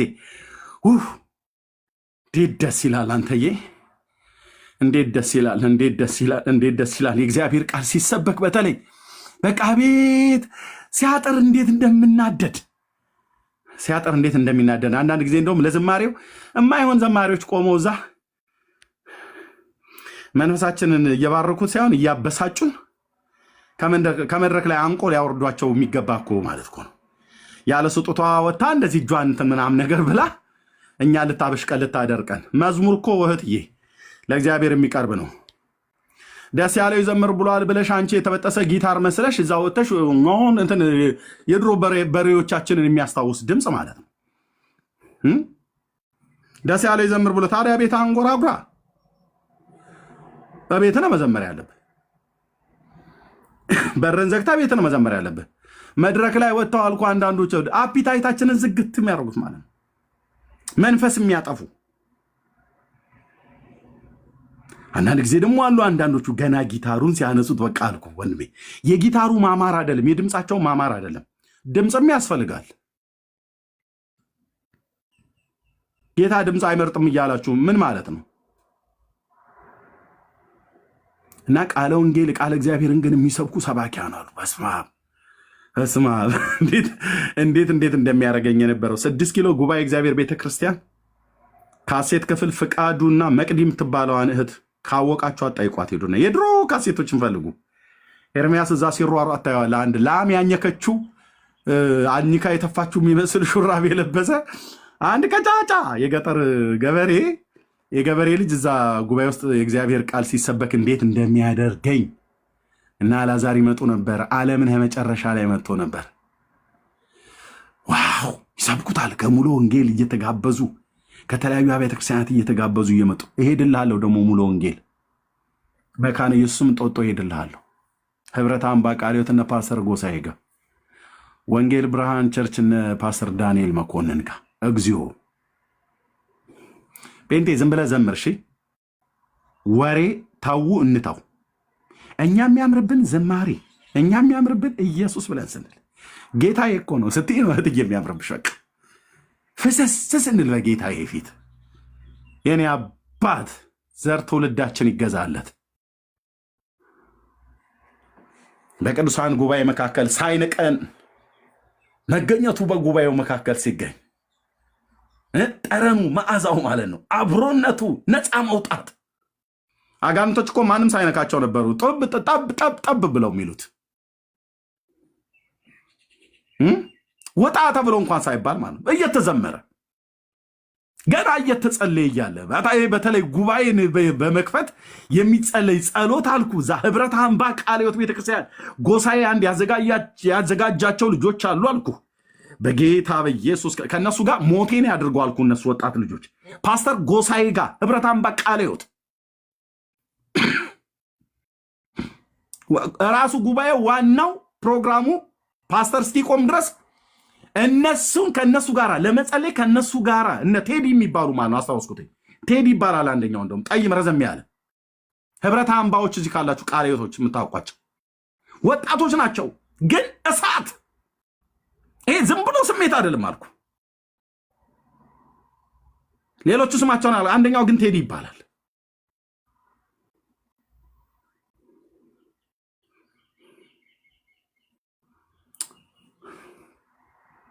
የትኛውም ቤተክርስቲያን ስትሄድ መሰረተ ክርስቶስ ቤተክርስቲያን ለፋሲካ ዳር ሲሄድ ለፋሲካ ዳር ሄደ። አንዳንዱ ዳቦ በልቶ ነው የሚመጣው። ፓስተር ሀብቴ ነው ኤርሚ ፓስተር ነው ሀብቴ አዳነ በኋላ ላይ ነው። እኔ እሱን አልደረስኩበትም። ሀብትሽ ሰምቼዋለሁ ስለሱ ዝና። መስፍኔም እዛ ነበር። ቴዲም የሚባለው ቴዲ ማለት ዘማሪ ቴዲ አይደለም። ዘማሪ ቴዲም እዛ ነው ያለው። ቴዎድሮስ ታደሰ እዛ ነው ያለው። ግን ሌላ ቴዲ የሚባል አለ። ቴዲ የሚባል ጠይም በእግዚአብሔር ቃል የሚያገለግል ኖ ቃለ ሕይወት ጎተራ ሳይሆን ህብረት አምባ ናዝሬት ስኩል ጋር ያለው ማለት ነው። ራእይ ጌርሳምዬ ራእይ ጉባኤ ውስጥ ቁጭ ብዬ ራእይ ያየውበት የመጀመሪያ ቤተክርስቲያን እሱ ቤተክርስቲያን ነው። 7 ደረጃ ጋር ያለው ማለት ነው። 7 ደረጃ ጋር ያለው ራእይ ጉባኤ ውስጥ ቁጭ ብዬ እንቅልፍ አልወሰደኝ። ሰባኪው እየሰበከ ከሰባኪው ጀርባ ያለው መድረኩ ተከፍቶ ማለት ነው። ራእይ እኮ ነው ብዬ የምላችሁ ወንድሞች ናቶች፣ ራእይ ያየውበት ቤተክርስቲያን። አምላኬ እግዚአብሔር ለዘላለም ስሙ ይባረክ። ህልም አይደለም። ህልም ሲተኛ የሚታለም ነው። ራእይ ጉባኤ ውስጥ አገልጋዩ እያገለገለ አገልጋዩን እያየሁት ከፑልፒቱ ጀርባ ያለው ግድግዳ ማለት ነው ተከፍቶ፣ እዚህም አላወራችሁን እግዚአብሔር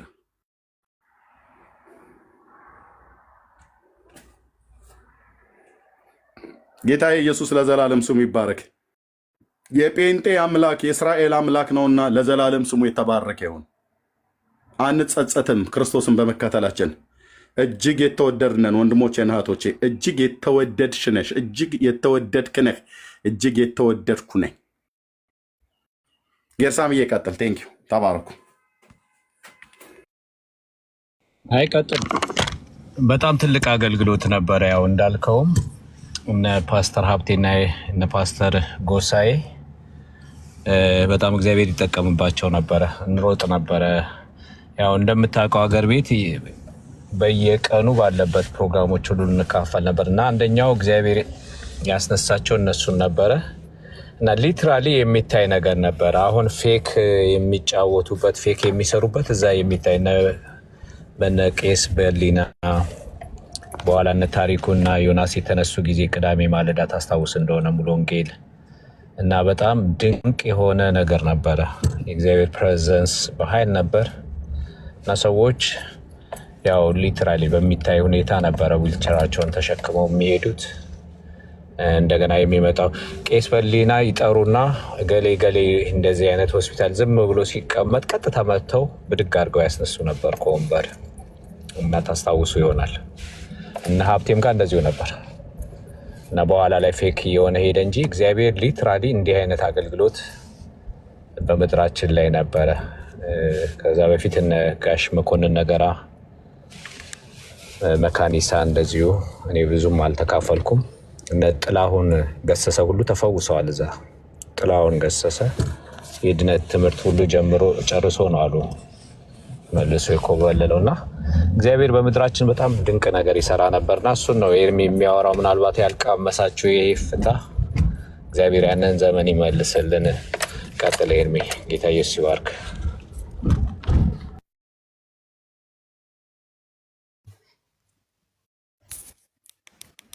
አንድ ትንሽ ፖይንት ለመናገር ድምፄ ቢሰማ ከሆነ ኤርሚ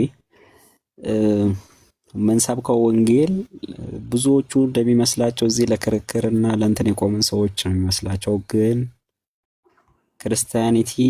ክርስትና በጣም የተለየ ህይወት ነው። ከእግዚአብሔር ጋር የመነካካት ህልውናውን የመቅመስ ጉዳይ ነው እና ልክ ከነ ኦርቶዶክስ ጋር ምናምን ተሰልፈን እንደዚህ የምናወራው ጉዳይ አይደለም። ባይዘወይ በጣም ባይዘወይ ከአይምሯችሁ ማለት ይሄ ከሃይማኖተኛው አይምሮ በላይ ነው ክርስትና። ቴስት ካላረጉት በቀል አንደርስታንድ አያረጉትም። ለዛ ነው ከነሱ ጋር ይሄ እኩል አድርገው ከኦርቶዶክስ ጋር ልክ ከሃይማኖቶች እንደ አንዱ ቆጥሮ ከኛ ጋር ለማውራት የሚፈልጉት። ግን በጣም ያለፈ ነው። ክርስቲያኒቲ በጣም ያለፈ ጉዳይ ነው። መነካት አለው፣ ከጌታ ጋር መነካካት አለው። ቅድም ቃሉን አንብቡ እያለ ነበር ኤርሚ። ቃሉና መንፈሱ አንድ ነው ጋይስ። ቃሉ በሌለበት መንፈሱ የለም። የእግዚአብሔር ቃል ባለበት የእግዚአብሔር ህልውና፣ የእግዚአብሔር ኤቭሪ ፓኬጅ ማንነቱ ሁሉ ነገሩ አለ ማለት ነው። ለዛ ነው ቃሉ ካላችሁ ነገሮቻችሁን ሁሉ መለወጥ የሚችል ህይወታችሁን መቀየር የሚችል መቁረጥ ያለበትን የሚቆርጠው። ኦኬ በቃ ማያደርገው ነገር የለም። ቃሉና መንፈሱ አንድ ነው። ቃሉ በሌለበት መንፈሱ የለም። ለዛ ነው ቅድም ብቻዬን እግዚአብሔርን ቃል ሳነብ የሚሰማኝ የእግዚአብሔር ፕሬዘንስ ስነሳ ያለኝ አቅምና ጉልበት ብሎ ኤርሚያስ ያወራ ራሴ ኤክስፒሪየንስ ስላደረኩትኝ እኔ ፊል አደርገዋለሁ። ግን ሌላው ኦርቶዶክሳውያን ምናምን የሚመስላቸው የሆነ የግሩፕ ጨዋታ ነው የሚመስላቸው። አይደለም። ክርስቲያኒቲ በጣም የተለየ ህይወት ነው ጋይስ። ለመስበክ አይደለም እኮ ባይዘው ሞክሩት ነው እያልናችሁ ያለ ነው። ለዛ ነው ቅድም መጽሐፍ ቅዱስን ኦርቶዶክሳውያን ክፈቱ፣ ካቶሊኮች ሌሎቻችሁ ክፈቱ፣ ሙስሊሞች ከገለጣችሁት ቃሉ ጋር ስለምትገናኙ ኦኬ አለመለወጥ አለመነካት አትችሉም።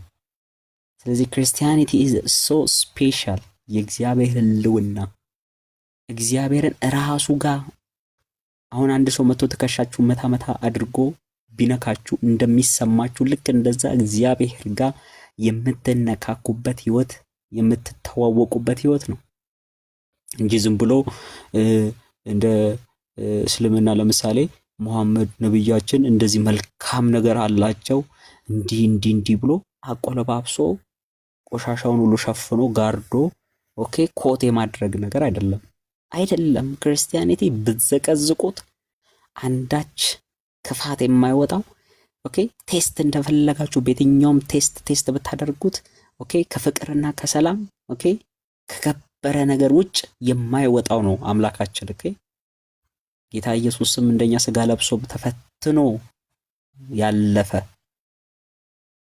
ከሰዎች ማለት ክርስቲያኒቲ ሶ ስፔሻል። ቴስት አድርጉት ፕሊስ።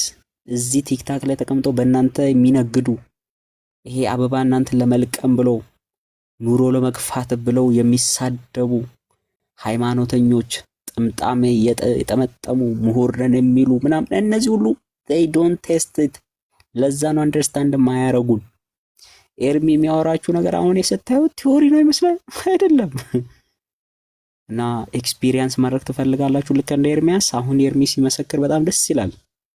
እንዲሁ ሁላችንም እያንዳንዳችን ብንመሰክር በጣም ብዙ ነገር አለ። ቴስት አድርጉት። በቃ መልእክቴ እሱ ነው። እባካችሁ መጽሐፍ ቅዱስን አንብቡ። ከዛ መንፈስ ቅዱስ እናንተን በማለት እንደ እብድ እኮ ነው። እኔ አሁን ጌታን ስቀበል ባለፈው እያወራሁ ነበረ። ከስጋና ከደም ጋር አልተማከርኩም። በቃ እንደ ጳውሎስ በቃ ወጣው ልክ ጌታ ሲበራልኝ ሊቀ ክህነቱ ሲገባ እንዴ ምልጃው ገባኝ። ብርትት ከመት ሲል ምን በቃ እንዳበደ ሰው ነው ላጥ። ይሄ ምን ይደርስብኛል፣ ቤተሰቦቼ ምን ይላሉ ምንም ሐሳቡም አልነበረኝ። እኔ የገባኝ እውነት ብቻ ነው ያሰከረኝ። እና እግዚአብሔር አምላካችሁን ሕያው ሆኖ እንድታውቁት እንድትነካኩት ያስፈልጋል። እና ካልተነካካችሁት ሪዲ አሁንም ፈልጉት። ሊነካችሁ ቅርብ ከስተንፋሳችሁ ላይ ቅርብ ነኝ ብሏል። አዎ ቅርብ መሆኑን ግን ቴስት አድርጉት። ቲዮሪ እንዳታወሩ። you have to test it።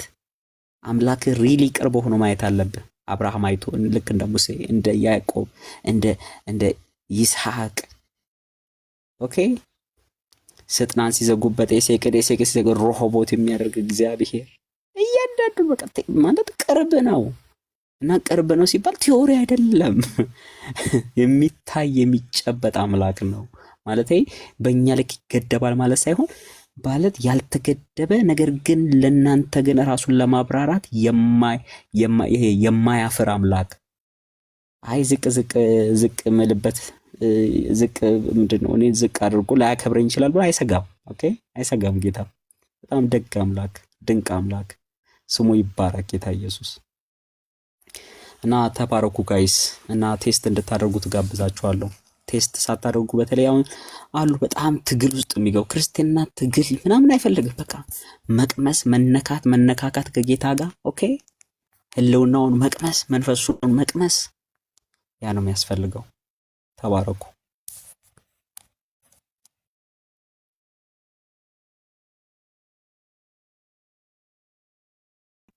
አሜን።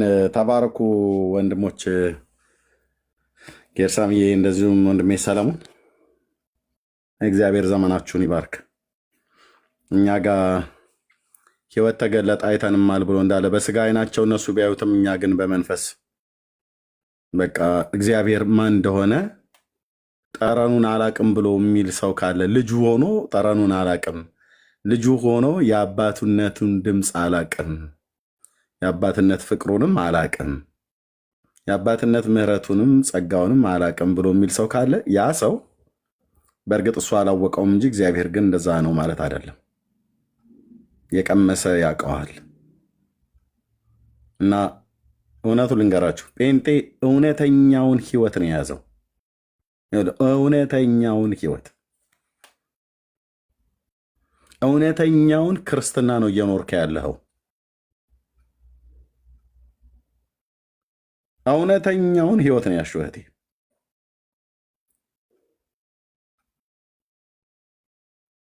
እኛ ጋር ጠርተኑ የሚመልስ ስንጠራው የሚሰማን ሰምቶም የሚመልስ አምላክና አባት እኮ ነው ያለን ወንድሞች እናቶች። ስንቶቻችሁ የጌታን ድምፅ እንደምሰሙ አላቅም።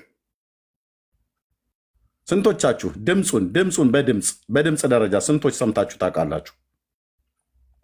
ድምፁን የጌታን ድምፁን ሰምታችሁ የምታውቁ?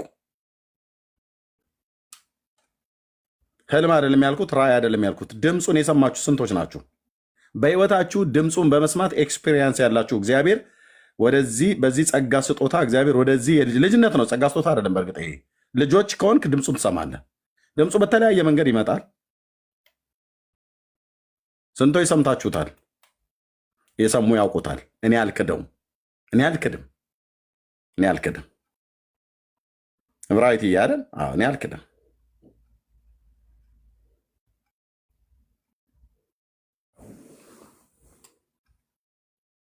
ፈልጉት ብሎ እንዳለ መጽሐፍ ማለት ነው። ታገኛላችሁ። አንኳኩ ይከፈትላችኋል፣ እሹ ይሰጣችኋል ነው ብሎ ያለው።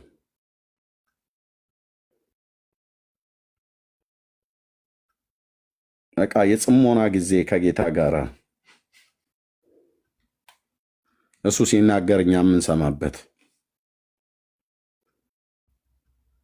ቀረብ ኮስትር በቃ እኮ ያወራሃል እኮ ለራስህም ህይወት፣ ስለ ቤተሰብህም፣ ስለምንኖርበት ሀገር፣ ስለ ምድር፣ ስለ ዓለም ፍጻሜ፣ ስለ እያንዳንዱ ነገር ማለት ነው። እሱ ትልቅ ነው፣ ግን ሳይንቀን እኛን ጌታ ያወራናል። የመጀመሪያ ቀን ድምፅ የሰማሁበትን ቀን አረሳውም። ሚስቴም የመጀመሪያ ቀን ድምፅ የሰማችበትን ቀን አረሳውም እንዴት እንደሆነች።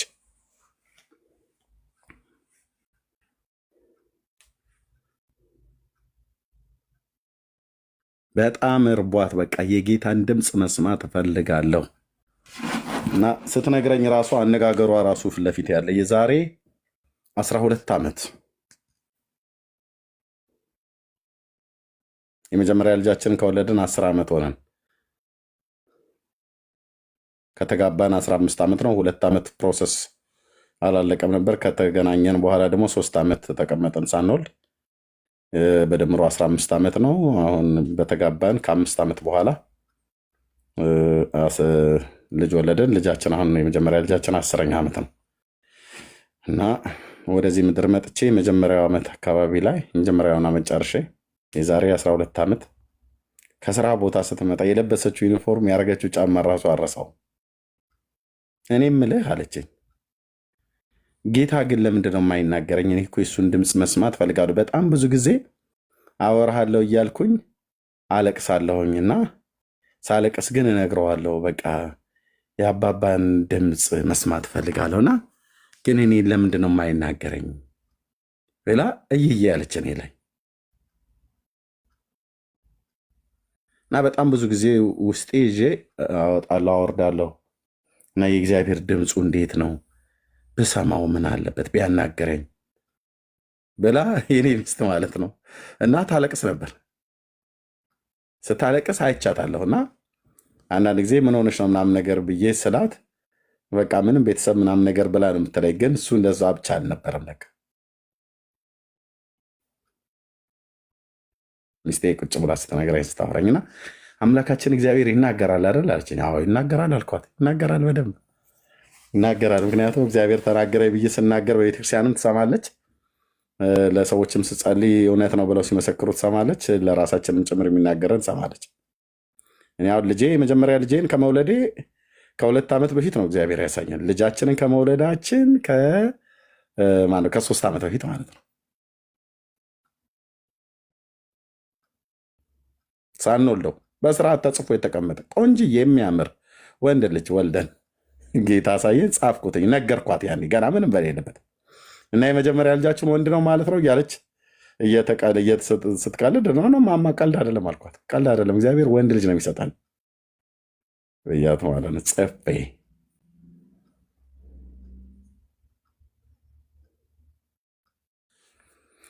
እና ጌታ ሲመጣ ወንድ ልጅ ሰጠና እንደዛው ኢየሱስ ክርስቶስ እኔ ልደፋልህ እግሮች ስር አንተ ጌታዬ ነህ እኮ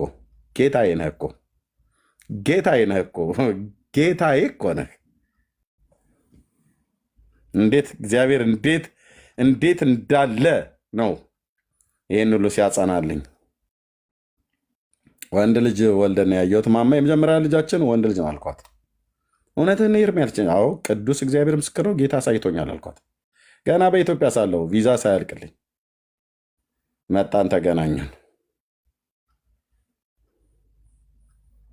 አብረን ኖርን።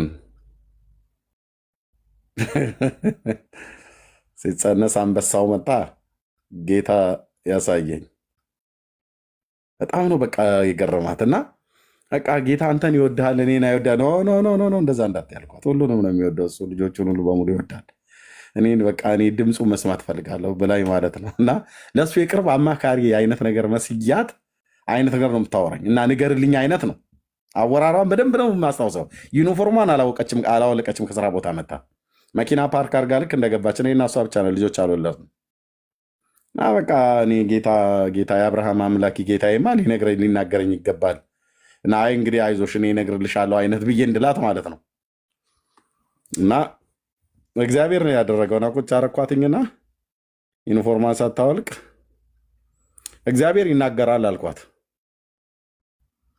ይናገራል እና ኢዮብ መጽሐፍ ምዕራፍ 33 ቁጥር 14 አውጥቼ የዛን ቀን የተናገርኳትና ከዛ ጀምሮ እግዚአብሔር ይናገራል፣ በአንድም በሌላ መንገድ ይናገራል፣ ሰው ግን አያስተውልም። በሌሊት በህልም ሰዎች አፍላ እንቅልፍ በሰዎች ላይ ሲወድቅ እግዚአብሔር ይናገራል ብሎ ይላል እና በተለያየ መናገሪያ መንገዶች አሉት። ከምንም በላይ ግን ጌታ በቅዱስ ቃሉ ነው የሚናገረው ብዬ 4 ነው ምናምን ነገር 5 የሚሆኑ ጌታ የሚናገርበትን መንገድ ነገርኳታኝና በይ እንጸልይ፣ ጸልይልሻለሁ አንቺም ጸልይ ብዬ አልኳትኝ እና ያ እምባ አለ እየዬ ትላለች። ጸልይ አልኳት። ራሷን ተንበረከክን ጸለይና ካበቃች በኋላ እኔም እጄን ጭኜ ጸለይኩላት እና ከዛ ቁጭ አድርጌ ስጠይቃት እግዚአብሔር ሲናገር ለአንቺ ብቻ አይደለም የሚናገረው ለሰዎችም ሊናገር ይችላል። ለምሳሌ ብላ ስትለኝ ለምሳሌ ለቤተክርስቲያን መሪዎች፣ ለፓስተሮች፣ ለአገልጋዮች፣ ለቤተክርስቲያን ለምድር መሪዎች፣ በስራ ቦታም ላሉ በተለያየ ነገር ብቻ እግዚአብሔር እንዲህና እንደዚህ ብሎ አይልም። አማክሮ አይደለም የሚመጣው ግን ይናገራልና በሚናገር ሰዓት ላይ ታማኝ ነሽ ወይ ለመናገር ብዬ ስላት አዎ ይናገረኝ እንጂ ይናገራለሁ አለች። እውነትሽን ነው አልኳት። አዎ በቃ ጸልይ አልኳት። ጸለየች፣ እኔም ጸለይኩላት። ከሰዓት በኋላ ነው የመጣችው ከስራ ወደ 3 ሰዓት አካባቢ ነው። ጸለይን፣ አለቀሰች። ከዛ ጸለይኩላት፣ ሻወር ወሰደች፣ ልብሷን ቀያየረች። አይ ቲንክ ራት ነው ምናምን ነገር ወጣን። ከዛ ተመልሰን ማታ መጣን፣ ገባን፣ ተኛን። ጌታ እኩለ ሌሊት ላይ መጣ። በተኛችበት መጣ ጌታ። እንዲህ ነው አየህ፣ ለሚጠሩት ሁሉ ቅርብ ነው። እርግጠኛ ነኝ ውጭ ነች፣ ከልጆቼ ጋር ሄዳ ውጭ ነች ያለችው። ቅድም ከእናንተን ሳወራ ወደ ፓርክ ሄደው ነው ይመጣሉ። እና ጌታ መጣ። እግዚአብሔር አሳያት ለሆኑ ሰዎች ቤተሰብ፣ ለራሷም ጭምር ተናገራት። ምን አይነት ቅልብ እንዳላት ልነግራችሁ አልችልም። የኔ ሚስት ስለሆነች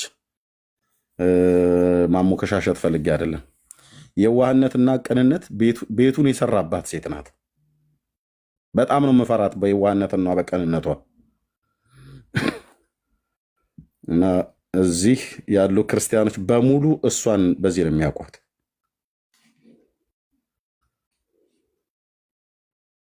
እና ጌታ መጥቶ ሌሊት ነገራት። ብድግ አለች ደንገጣ እና እጇን ደረቷ ላይ እጄን ደረቷ ላይ ያደረገች። እዚህ በጡቷና በጡቷ መካከል ሳርግ በቃ ፈርጣ ልትወጣ አልኩ ልቧን። እና ምቱ ጨምሯል አልኩ። የሆነ ፈረስ የሚጋልብ ነው የሚመስለው በልቧ ውስጥ፣ የልብ ምት አይመስልም። ፈርታ ጌታ ጌታ ጌታ አቤት አቤት አቤት አቤት የኔ አባት ምንድን ነው ብያልኳትኛ አረጋግቼ ውሃ ጠጪ እስኪ ውሃ ጠጪ እንዲበርድልሽ ብዬ አላትም። በውሃ አይበርድም። ልዑል ነው የተናገራት፣ አምላኬ ነው የተናገራት። እና ጌታ አወራት።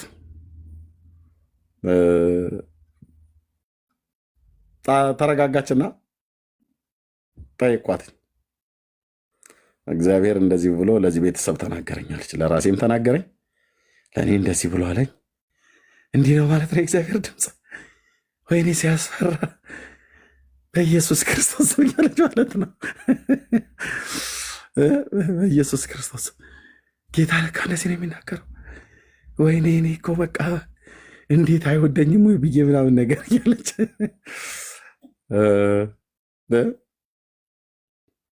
እና ሲነጋ ትናገር ያለች ብዬ ስላት ኧረ ይህንንማ መልእክት መናገር ፈራለሁ አለችኝ። ትንፋሿ እየተቆራረጠ አይ እንግዲህ ከኔ ጋር ይሄ ቤት በአንድ እግሩ ይቆማል አልኳታ። ከኔ ጋር ነው የምንጣላው። እግዚአብሔር ከተናገረ በኋላ ሳይናገር በፊት ይናገረኝ ይናገራሉ ብለሽ ስትይ አልነበር ወይ? ለተቀቡ ነገስታት ይሁን ለማንም ቢሆን ሰውን ስጋ ለባሽን አልፈራም ስትይ አልነበር? አሁን እሱ ከተናገረ በኋላ አልናገርም ብሎ የሚሉት እንዲህ አይነት ነገር የለም። ቤቱ በአንድ እግሩ ነው የሚቆመው አልኳት። እኔ እና አንቺ እንጣላለን ማለት ነው። እንዴት ብዬ ነግራቸዋለሁ? እንዴት ብዬ በአማርኛም ተነግራቸው፣ ቆመሽ ወይ በስልክ ደውለሽ ወይ ሄደሽ። እንዴት ብዬ ነው የምናገረው? እኔ ጋር ቀልድ የለም። እግዚአብሔር ተናገረ ማለት ተናገረ ነው። ቀጥታ ነው መናገር ያለበት ለዛ ለሚመለከተው ክፍል። ዛሬ ወንድሞቼ እናቶቼ፣ ፓስተሬን ፓስተር ሰለሞን ደሳለኝን እዚህ ውስጥም ካለ እየሰማ ሊሆን ይችላል፣ መጠየቅ ትችላላችሁ። ማማ ጌታ ተናገረኝ ብላ ካለች ተቀምጬ ከሆነ ብድግ ብዬ ነው የምሰማት። የተወሸካከተ ነገር የለም። ፓስተሬም እንደዚሁ። ምን ልላችሁ ነው? እግዚአብሔር የሚናገር አምላክ ነው። ይናገር አምላክ ነው። ልጁ ስለሆነች ይናገራታል። ልጁ ስለሆንኩ ይናገረኛል። አንቺስ ልጁ ስለሆንሽ ይናገርሻል። አንተስ ልጁ ስለሆንክ ይናገራል። ፈልጉት፣ ግን እንፈልገው። የጴንጤዎች አምላክ የተባረከ እኮ አምላክ ነው። የአባቶቻችን የነቢያት አምላክ እኮ ነው። ይናገራል። እህቴ ለአንቺ ይናገርሻል።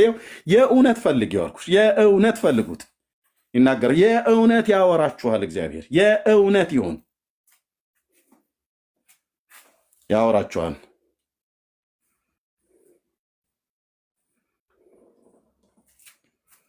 ለእኛ የተናገረንን አላምን ብለን ካን በሌላ ሰው በኩል ያስረዳሃል፣ ሊያጸናልህ ማለት ነው። ትናንትና እህትዬ ወብራዊት እስኪ ማይክሽን ክፈቺ አለሽ እህትዬ? ወይ ኤርሚዬ ኦንና እንትን ይሄ የማይኩ እዚህ ላይ አያሳየኝም። ራቅ ብዬ ነበር። መልእክቱን ፐብሊክ አናደርገውም። ትናንትና ጠዋት ላይ የኔ ጋ አሁን 11 ሰዓት ነው። ትናንትና ጠዋት ላይ አልጋ ላይ ተኝቼ ሳለው ለአንቺና ለቢኒያው ለዳግዬ የነገርኳችሁ መልእክት ነበር አይደል? እግዚአብሔር አሳየን ብያችሁ። ትናንትና አሁን ከምናወራበት ከአንድ ሰዓት ወደፊት ገና ይቀረዋል። አሁን 11 ከ11 ነው። አይ ቲንክ 12 ኦልሞስት ወይ አንድ ሰዓት አካባቢ ይመስለኛል። አንድ ሰዓት መልእክቱን ለእናንተ ከተናገርኩኝ ከ7 ሰዓት በኋላ አንዲት እህት ከኢትዮጵያ ደወለችልኝ። የእኩለ ሌሊት ጸሎት ስትነቃ ማለት ነው። እኔን ጠዋት ነው አደለ ጌታ ሌሊቱን አሳይቶኝ ለእናንተ አልነጋም። አንተ ጋር እኮ ገና አልነጋም ነበር። ለአንቺና ለቢኒያው ለዳጊ ለዶክተር ሻውል ነው የነገርኩትኝ። መልዕክቱን አሳየን ብያችሁ ማለት ነው። ልክ እሱን እኔ እናንተ ነግሬያችሁ ከእናንተ ተለይቼ ከሚስቴ ጋር ከልጄ ጋር ነበር ከትንሿ ልጅ ጋር ከሷ ጋር ምን ብለን እንደውም ደክሞ በኋላ ላይ እንደገና ደግሞ አልተኛውም ብዬ ተኝቼ ነቅቼ አሁን ከማወራበት ከ2 ሰዓት ወደፊት ማለት ነው 7 ሰዓት በእኛ 1 ሰዓት አካባቢ ላይ ማለት ለእናንተ መልዕክቱን ከተናገርኩኝ ከ7 ሰዓት ተኩል በኋላ በኢትዮጵያ እኩለ ሌሊት ላይ ተነስታ የምትጸልይ አንዲት የእግዚአብሔር ሴት አለች። እሷ ደውላ ያንኑ ለእናንተ የነገርኳትን መልዕክት እግዚአብሔር አይናገረኝ መሰለኝ ሰውየውን ሁሉ ስሙን ጠርታ ዋው ጌታ እግዚአብሔር ለማማ ራሱ በጣም ደነገጠች። ይኸውልህ እግዚአብሔር እንትና የሚባለው ሰውዬ ታውቃላችሁ፣ እዚህ ፐብሊክ አናደርገውም። እሱኑ ሰውየውን ጠርታ እግዚአብሔር ስለሱ አሳይቶኛልና ቢቴኬር ተጠንቀቅ ይልሃል እግዚአብሔር ብለን ማለት ነው። እግዚአብሔር ጻድቅ አምላክ ነው። አንተ የጴንጤ አምላክ እግዚአብሔር ይናገራል። አይ ባይዘው ነገሩ ተጀምሯል፣ ግን ጌታ መልካም ጌታ የሚናገረን አምላክ ነው። ኦርቶዶክሳውያን እዚህ ዝም ብለን ዝንባችንን እሺ እያልን እየመጣን የምንናገርለት ጌታ አይደለም። እኛ የምናመልከው ሕያው አምላክ ነው። የሚናገር የሚመራ፣ የሚያስተምር፣ የሚመግብ፣ የሚገስጽ፣ የሚያጽናና፣ እንደ አባት የሚቆነጥጥ፣ የሚቀጣ፣ ከፈለገ በሕይወት ያኖረ፣ ከፈለገ ይነቅላል፣ ከፈለገ ይገላል። እንደ ፍቃዱ ምክር የወደደችውን ያደርጋል። እሱ በሚሰራ ሳሌ ምን እያደረክ ነው እግዚአብሔር እኛን ሳታማክር ብለን የምንለው የቆሎ ባልንጀራችን አይደለም። ብራዘር ግን ትሁት ነው፣ እኔ ውስጥ ይኖራል። ትሁት ነው፣ ጌርሳም ውስጥ ይኖራል። ትሁት ነው፣ እብራይት ውስጥ፣ ሜርሲ ውስጥ፣ ብሩኬ ውስጥ፣ ዳኒ ውስጥ ይኖራል። ትሁት ነው፣ እኔ እናንተ ውስጥ ሳይንቀን በልጁ በክርስቶስ ኢየሱስ ሞት ባመን ውስጥ ይኖራል። ሊመራን፣ ሊመግበን፣ ሊመክረን፣ ሊያጽናናን፣ ሊገስጸን፣ ከክፉ ሁሉ ሊጠብቀን፣ ለሰማያዊ ርስት ሊያበቃን፣ መንገድ ላይ ጥሎ ላይሄድ ደከመኝ ብሎ እነዚህ በቃ ተስፋ የላቸውም የእሷ ነገር በቃ እኔ ተስፋ ቆርጫለሁ ብሎ አይልም። ብንጠፋ ይፈልገናል፣ ብንዝል ያበረታናል፣ ብንወድቅ ያነሳናል፣ ብንሰበር ይጠግናል፣ ብናዝን ያጽናናናል፣ ብንራብ ይመግበናል፣ ብንጠማ ያጠጣናል፣ ብንታመም ይፈውሰናል። እግዚአብሔር ለእኛ ሁለ ነገራችን ነው። ለዘላለም ስሙ ይባረክ። ጨርሻለሁ። ቴንኪ ወገኖች፣ ቀጥሉ፣ መቀጠል ትችላላችሁ።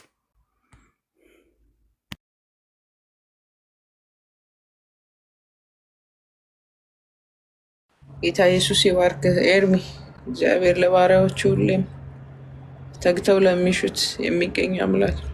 ጌታ መልካም አምላክ ነው። በእውነት እድለኞች ነን እኛ በጌታ ስለሆነ። እግዚአብሔርን ጥቂት በፊቱ በራችሁን ዘግታችሁ ማልቀስ ነው። የማይገልጸው ነገር የለም። ሚስጥራትን አይደብቅም እግዚአብሔር ለልጆቹ። በእውነት ጠንካራ ልብ ብቻ ነው የሚያስፈልግና ተባረኩ ወገኖች። ጌታ ዘመንህን ይባርክ። ኤርሚም ተባረኩላችሁ እዚህ ያላችሁ። እኔም ትንሽ ማረፍ ፈልጌያለሁ። ጌርሳምዬ፣ ሜርሲ፣ ብሩኬ፣ ዳንዬ፣ ታችም ላይም ያላችሁ ወገኖች ጌታ ዘመናችሁን ይባርክ። ኢየሱስ ክርስቶስ ለዘላለም ጌታ ነው። ተባረኩ።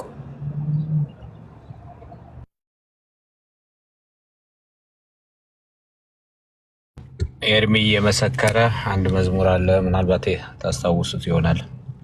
ሰምቶ የሚመልስ አይቶ የሚራራ አምላክ እኛ ሳለን የሚለው መዝሙር።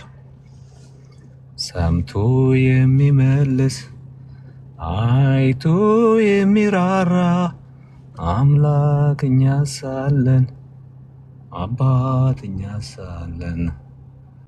ሰምቶ የሚመልስ አይቶ የሚራራ አምላክ እኛ ሳለን፣ አባት እኛ ሳለን። የምትችሉት እስኪ ዘምሩ። ስለዚህ ጠላቴ ደስ አይበል፣ አምላኬ ረሳኝ አይምስልህ የሚሆነው ሁሉ ለበጎ ነው ያለ ይቀጥላል።